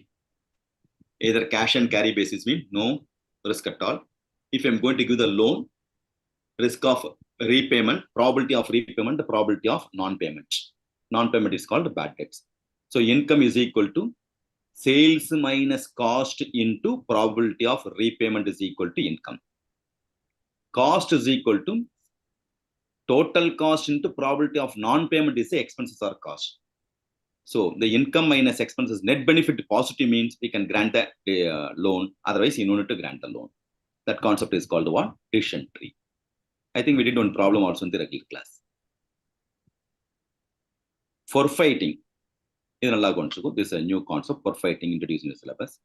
With respect to forfeiting, yarla invarayaka exporter, forfeiter, importer, and importer bank. If you can understand this chart, it's easy for you. Now, with respect to forfeiting, suppose Rakesh is a business person, he want to export the product. Country while exporting,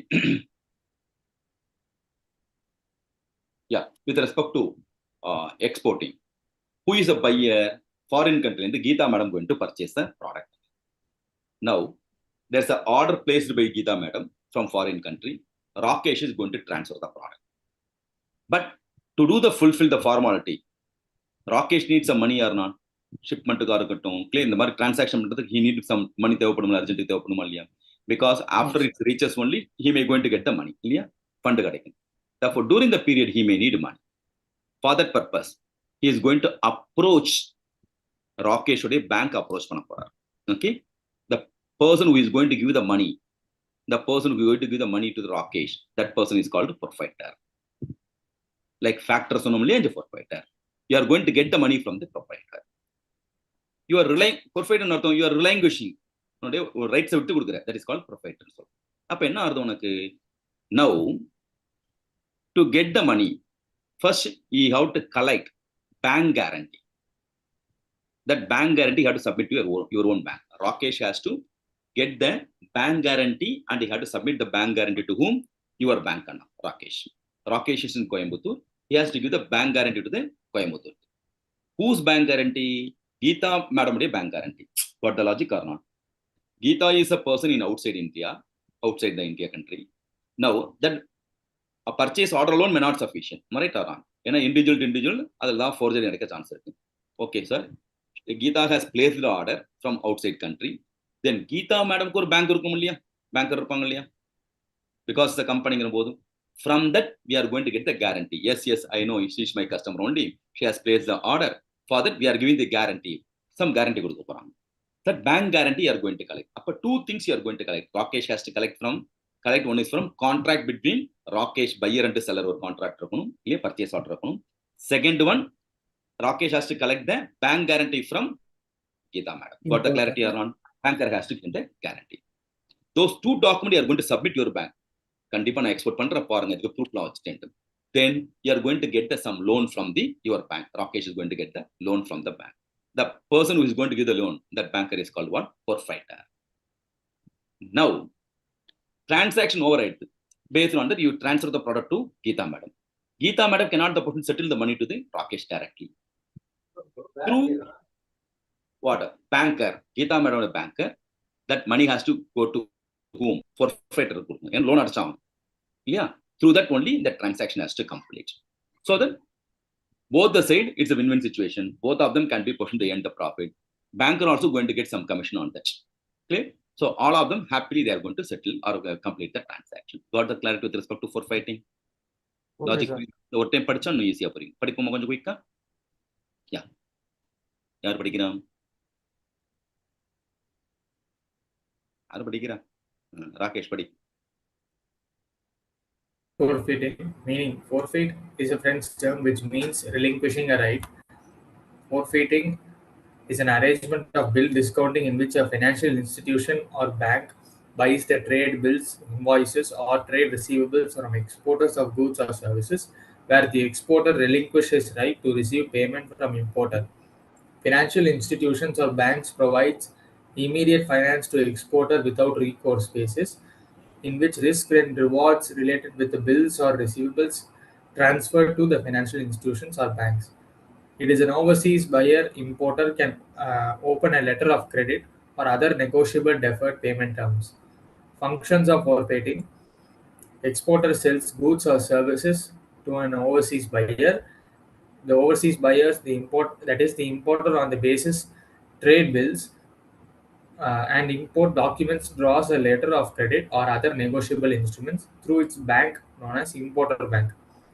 The exporter, on receiving the letter of credit or other negotiable instruments, approaches to its bank known as exporter's bank. The exporter's bank buys a letter of credit or other negotiable instruments without recourse basis and provides the exporter the payment for the bill. Parties involved and benefits: 1. Exporter, quick funding. Forfeiter, forfeiting charges. Importer, benefit is he gets products or services on time. Importer bank, benefit commission. Interesting இருக்கா கண்ணா? Yes, sir. Yield to maturity approach. We did on some also based on yield to maturity approach. Yield to maturity applicable for KD and other cost also. Yield to maturity even for the KD, if you are going to take yield to maturity with respect to cost of debt. Normal way of computation of cost of debt with respect to redeemable, two types of KD is there. One is redeemable, another one is irredeemable. In case of redeemable, 10 years is the maturity period. Then you know the formula, KD is equal to interest into 100 minus tax rate plus RV minus NP divided by N whole divided by RV plus NP divided by 2. Now, in that formula, we are not considering time value of money. After considering time value of money, you are going to compute the same KD. That is called what? Yield to maturity approach. With respect to yield to maturity approach, this is called what? Expenditure based calculation. Similar to IRR computation only. IRR normally we compute based on income based approach. Okay, Gayatri. Now here, expenditure based approach. Why it's expenditure based approach? We got the what? Loan for the debentures or loan, and we are going to settle after one particular period of time. Therefore, we are going to pay interest on that during the period. Therefore, it's called what? Outflow based calculation. Same IRR computation only are going to compute. Low rate and high rate. In between zero is called what? No profit, no loss situation. The similar concept is called IRR computation. Year zero, we are going to get inflow. Nothing but what? I am going to issue the debenture. I am going to get the loan amount. Money amount. 10 years maturity, year 1 to year 10, I have to pay interest every year. I have to pay interest, after tax adjustment, you have to pay. At the end of the maturity period, 10th year, I have to settle the money, my cash outflow. Up year 0, I am getting inflow. Year 1 to year 10, my outflow by way of interest. Year 10, my maturity period, maturity amount with the water, even the premium, whatever the total amount I'm going to repay, that's a cash outflow. So based on that, we are going to compute IRR. One low rate, one high rate. You need one positive net present value, you need one negative net present value. In between positive and negative, zero net present value, that rate is called one IRR. That rate is called yield to maturity approach KD. Got it, my dears? With respect to CAPM, we are having two different risks. One is unsystematic risk, another one is systematic risk. Rakesh, what is different between systematic and unsystematic? This is also called company-specific risk, as the risk is related with the company's performance. This type of risk can be reduced or eliminated by diversification of the securities portfolio. This is also known as diversifiable risk. Systematic risk. It is a macroeconomic or market-specific risk under which a company operates. This type of risk cannot be eliminated by the diversification, hence, it is non-diversifiable. The examples are inflation, government policy, interest rate, etc. So which one is diversifiable, which one is not non-diversifiable? Systematic. Unsystematic is Systematic risk diversifiable. and non-diversible. ஜெனரலா மாத்தி எழுதுறாங்க, கேர்ஃபுல்லா எழுதி கிடக்கணும். Now, fundamental principles governing capital structure. The fundamental principle governing capital structure, optimum capital structure, same answer only. Therefore, we can discuss optimum capital structure. Same features are easily found. Optimum capital structure. With respect to optimum capital structure, based on that, we solve one problem also. The structure, debt equity ratio remains same. Optimum capital structure. So, capital structure na theriyum. Equity share capital, preference share capital, long-term loan, and debenture. So, in which angle it's called optimum? Clear? Debt and equity 70-30 or 30-70. Clear? 90-10. In the equity share capital should be how much? Preference share capital should be how much? Long-term loan should be how much? And the debenture should be how much? That structure is called what? Optimum capital structure. So that structure is called the capital structure. Out of which one is the optimum capital structure? Overall cost, weighted average cost of capital should be less to the company. Am I right? Benefit should be more to the company. That is called optimum capital structure. But optimum capital structure theoretically possible, practically appropriate capital structure only possible. Optimum is equal to 70-30. All the companies supposed to have only 70-30. Am I right or not? But company to company, it may going to vary. For me, loan fund may be preferable. For Geeta madam, own fund may be preferable. It may going to vary due to various reasons. Which fund is preferable may going to vary from one company to another company. Am I right or not? Therefore, appropriate capital, appropriate for that particular company, that only preferable. So what are all the selection criteria for features of appropriate capital structure? எதை base பண்ணி சொல்ல முடியும்? One is profitability, flexibility, conservation, solvency, and control. அதை தான் இங்கே சொல்லியிருப்போம். Profit cost principle, risk principle, control principle, flexibility principle, other consideration. Clear? So profitability, you know what? Because of the capital structure, we have to earn more profit. Flexibility, debt to equity, எவ்வளவு வேணா மாத்திட்டு இருக்கலாம். Okay? I can increase the debt or decrease the debt. It should be flexible enough to what? Raise the fund. Conservation, debt should not exceed. எவ்வளவு நாள் bear பண்ண முடியுமோ அவ்வளவுதான் debt வாங்கும். If I am going to unbearable நிறைய வாங்கிட்டேன்னாக்க, that may going to liquidation. அப்ப it should be conservation. It has to help us to do the solvency. It should not lead to insolvency. Company close பண்ற அளவுக்கு ஆயிடக்கூடாது. So for solvency portion I have to maintain. Under control. Because of that, I should not lose the control. These are all the 5 principles you have to remember with respect to appropriate capital structure. Very frequently asked the question. What are they? Profitability, flexibility, Profitability, Conservation, solvency, control. control. Capital structure theory. With respect to capital structure theory, totally how many approaches are there? Net income approach, net operating income approach, Modic-Lenny Miller approach, traditional approach, trade-off theory, and picking order theory. Okay. Assumptions under capital structure. 7 assumptions are there for all the capital structure theory. 7 assumptions. You can easily remember by way of 7 no's. Okay. For the capital structure. What are the first no? No preference share capital. In the sense what? Companies having only debt and equity. There is no preference share. Second one is no capital, no change in capital employed. But capital employed remains same. 100 lakhs remains same. Debt and equity may be 60-40 or 40-60. That's when change agala. Total capital employed remains same. Then third one is what? No retain earning. Whatever the profit they are earning, everything they are going to distribute as a dividend. 100% dividend distribution ratio. No losses. Companies always getting profit. No change in fixed cost or operating risk. It remains constant. No taxation is assumption. Clear? No difference in investors' expectation. All investors are having same expectation. These are the assumptions under capital structure theory. Net income approach. The method on net income approach, various problems we solved. Value of the firm is equal to market value of equity plus market value of debt plus equity equal to value of the firm. So value of the firm alternative formula, EBIT divided by overall cost of capital, weighted average cost of capital, KO. Upper market value of equity is equal to earnings available to equity shareholders divided by KE. If you can remember this chart, you can understand. KD remain constant. Clear? KD remain constant. KO overall குறைஞ்சிட்டே வருது. Clear? More debt mean overall cost of the company will be come down. Therefore, KD and that will be offset by the KE. Therefore, KD cost of debt remain constant. But cost of debt constant இருக்கும்போது overall cost of the company will come down. Got the clarity or not? Yes. Net operating income approach. அதில் என்ன சொல்றான்? KO remain constant சொல்றான். Okay, based on that theory. Clear? Because more and more KE ஜாஸ்தியாக K1 KD and KO 1 plus become 1 minus ஆகுது. Therefore, overall cost of the company will not get affected. approach, with the tax assumption, without tax assumption. Value of the levered form means what? Loan இருந்தாக்க the value of the levered form is equal to value of the unlevered form and water. Because if there is no taxation, mean value of the levered form is equal to value of the unlevered form in case of no tax assumption. Clear? Therefore, in case of levered form, in case of with the tax assumption, value of the levered form is equal to value of the unlevered form plus tax benefit. What is called tax benefit?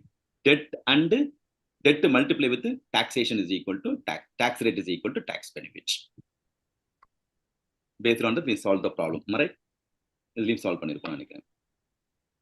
Arbitrage process, we have explained where the security value is less, that we have to buy. Where is high, that it can be the portion to sell. Which one you have to buy and which one you have to sell. Clear? So that equilibrium concept is called one arbitrage process. That's a proof on way of solving the problem. How much excess fund you may have. So low rate mean what to do? Low value company, low rate company, low APS company, what to do? Purchase. Buy. High means? Sell. Have to sell. Business risk, types of risk, business and finance risk. Business risk, I am doing the business. Chance of incurring loss is there or not? Business panna loss or a chance irukka illaya? Yes, sir. That is called business risk. Chance of getting loss is called business risk. Finance risk person, I am getting profit, but because of the more and more debt fund, whatever the earned profit I am going to pay as a interest itself. That is called what? Finance risk. Are you able to follow or not? Finance risk purely based on what? The capital structure based on loan based on. Business risk represent what? Market condition based on business risk. Got it, my dears? And the finance risk rendu vidhamana types irukku. One is risk of cash insolvency and risk of variation in EPS, earning per share. Over capitalization. What is required fund only have to get as a share capital. Clear? Or capital structure. If I'm going to get more and more fund, then that itself going to backfire. That is called what? Over capitalization that leads to window dressing of the company. Trade-off theory. It's a balancing the cost and the benefit is called a trade-off theory. Comparative analysis of picking order the trade-off theory. With respect to trade-off theory, first we are depending on debt. Thereafter we are depending on equity. Why? Cost of debt is cheaper than cost of equity. Trading on equity concept. Are you able to follow or not? So that is called a trade-off theory. Next, the advantage is called picking order theory. அதுக்கு முன்னாடி ஒன்று சொல்றோம். Internal force first use பண்ணிக்கோ. Plugging back of profit பார்த்தோம். Right? We are having our own fund, the self-finance. So plugging back of profit படி first retain any first use பண்ணிக்கோ. You need additional fund. Then you can raise the debt. Last priority you can go for equity. So that overall wealth maximization possible. That is called what? Picking order theory. Leverage, operating leverage, finance leverage, and combined leverage. The comparative box will help you to remember all the points. Formulas various type of formulas.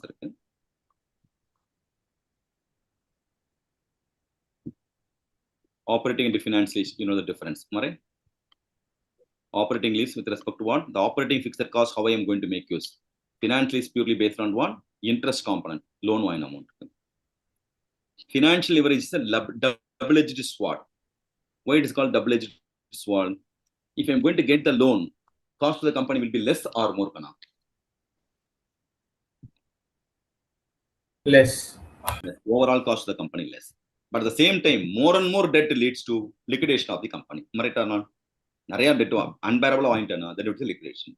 Up to one particular point of time, I may have the leverage, I may get the benefit. Thereafter, then it may leads to my liquidation. Therefore, it's called a double-edged sword. You should be very careful. Use the loan fund, we should be very, very careful. How much I have to, where we have to cut, we supposed to.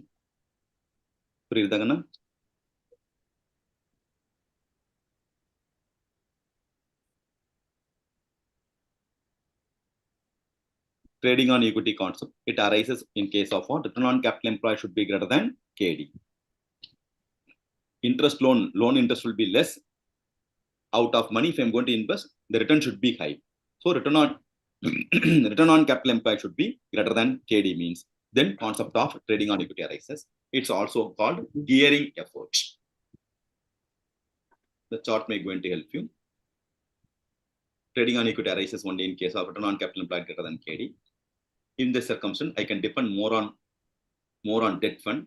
More debt fund leads to low equity fund. Low equity fund leads to low number of equity shares. Low number of equity shares leads to more EPS, increasing EPS. More debt fund means cost of the company will be less. Cost of the company less means profit will be high. So already we discussed the operating. Operating risk associated with cost structure, capital structure, not cost structure, capital structure. Whereas finance risk associated with what? Operating risk with respect to cost structure. Finance risk with respect to what? Capital structure of the business. So cost to the company, running expense is called operating risk. Finance is purely based on what? Interest component. Financial analysis, analysis. One is called horizontal analysis, another one is called vertical analysis. So vertical analysis, net profit ratio, gross profit ratio is represent what? Sales GP are comparing. Sales with net profit. That is called vertically we are analyzing. That is called what? Vertical analysis. 1 year to another year. Last year sales, current year sales. 1 year to another year comparison. That is what horizontally we are analyzing. That is called what? Horizontal analysis. So financial is either by way of horizontal analysis or vertical analysis. Equity multiplier. We solved one problem based on dew point model. Yeah. Dew point model equity multiplier. What is called the dew point model? How to identify return on equity? With respect to return on equity, as per the dew point model, you have to multiply what? Net profit ratio, multiply with asset turnover ratio, multiply with equity multiplier is equal to what? Return on equity based on dew point model. So net profit ratio, you know the formula. Net profit by sales into 100. Clear? Then what is the next one? Asset turnover ratio, turnover by asset. Equity multiplier. What is the formula for equity multiplier? Nice response. What is the formula for equity multiplier? No, 2 days before only we solved the problem. Sir, assets divided by shareholders equity. So if you verify what cancel I do, yeah, net profit as well as equity share capital will be there. Now, okay,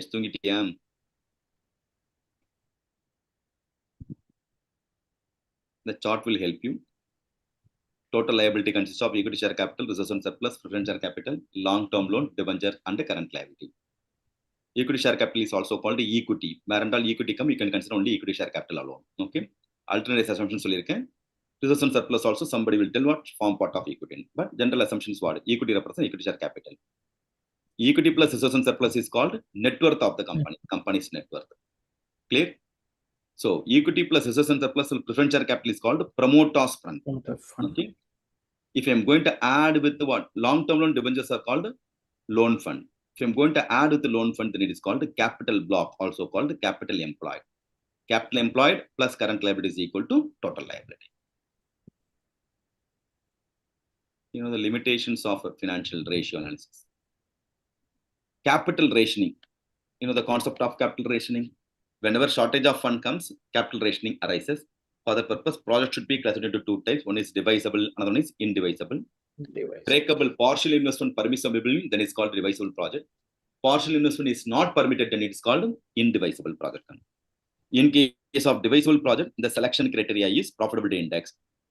based on ranking of profitable index, you have to solve.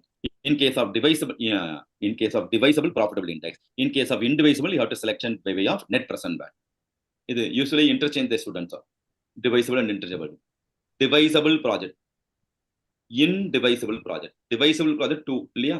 Upper profitability index, indivisible project net present value. Understood logic or not?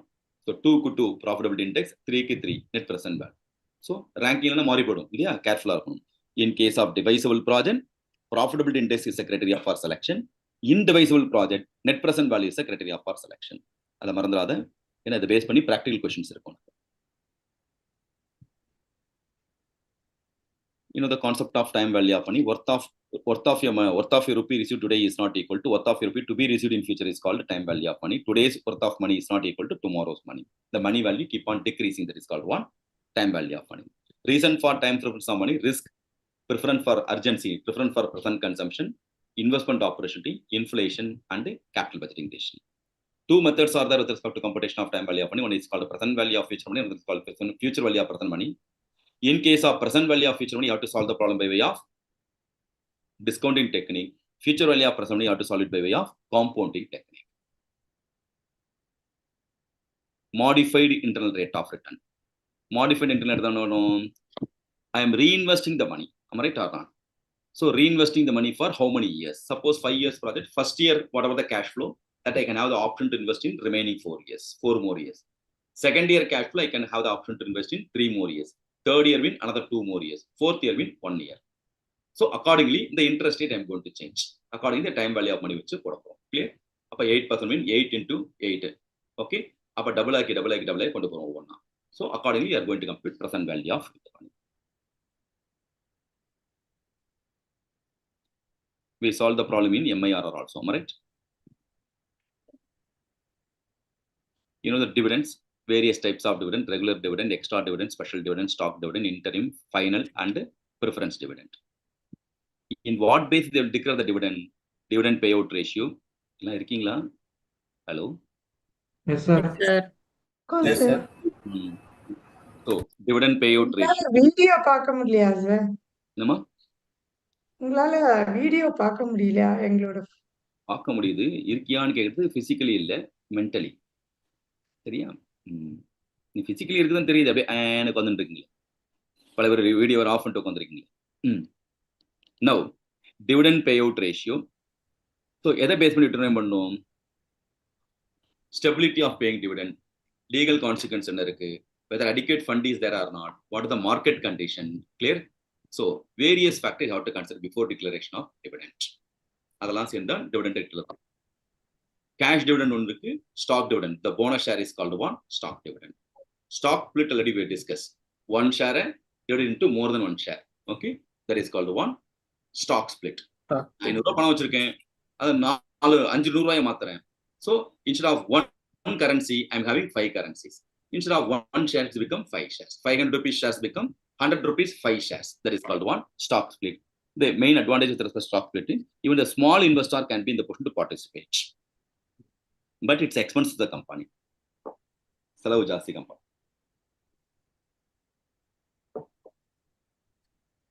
Occasional doubt la vera kettam. Now, financing decision. With respect to financial decision, 3 types of decisions are there: financing decision, investment decision, and dividend decision.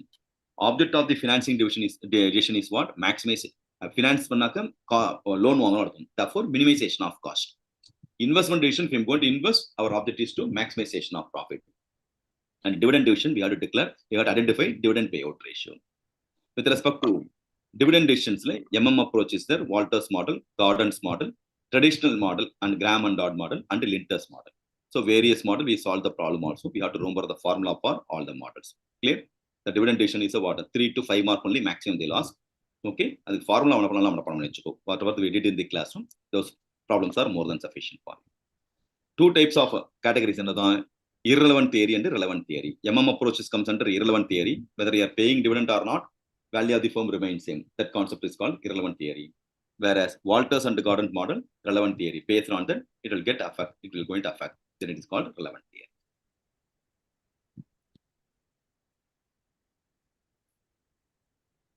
So these are all the past exam questions. You have to remember. Enjoyed the session. Useful arundha. Yes, sir. Yes, sir. Thank you for your Yes, time. sir. Yes, sir. So இந்த எல்லா கொஸ்டின்ஸும் பார்த்துக்கோங்க. இப்போ discuss பண்ண almost எல்லா கொஸ்டின்ஸுமே நம்ம understand பண்ணி ஓனா எழுதலாமா சார்? அண்டர்ஸ்டாண்ட் பண்ணிட்டு கொஞ்சம் நம்ம ஃபோன் மெசேஜ் எழுதலாம் சார். அப்படியே No, எழுதலாம். one word, sir. No, nothing. Okay, there is no much complication with respect to order. Reproduce the mugga panna எழுத வேண்டாம். Remember the points. Remember, 1 mark is equal to 1 point is equal to half mark. We'll get into. So accordingly, you can roughly compare. Yeah. Yes, thank you, thank you. YouTubers also, YouTube students also that. Good viewers also. Naveen, thank you, Kanna. Yes, yes, yes. You can DM. I'll send the PDF also. Sure. Tilaga also. Yes. Happy with the session? Yes, sir. Yes, sir. Yes, sir. Yes, sir. Yes, sir. Happy, sir. Tomorrow, shall we how to the preparation strategy, how to face examination strategy? Okay. Yes, sir. Yes, sir.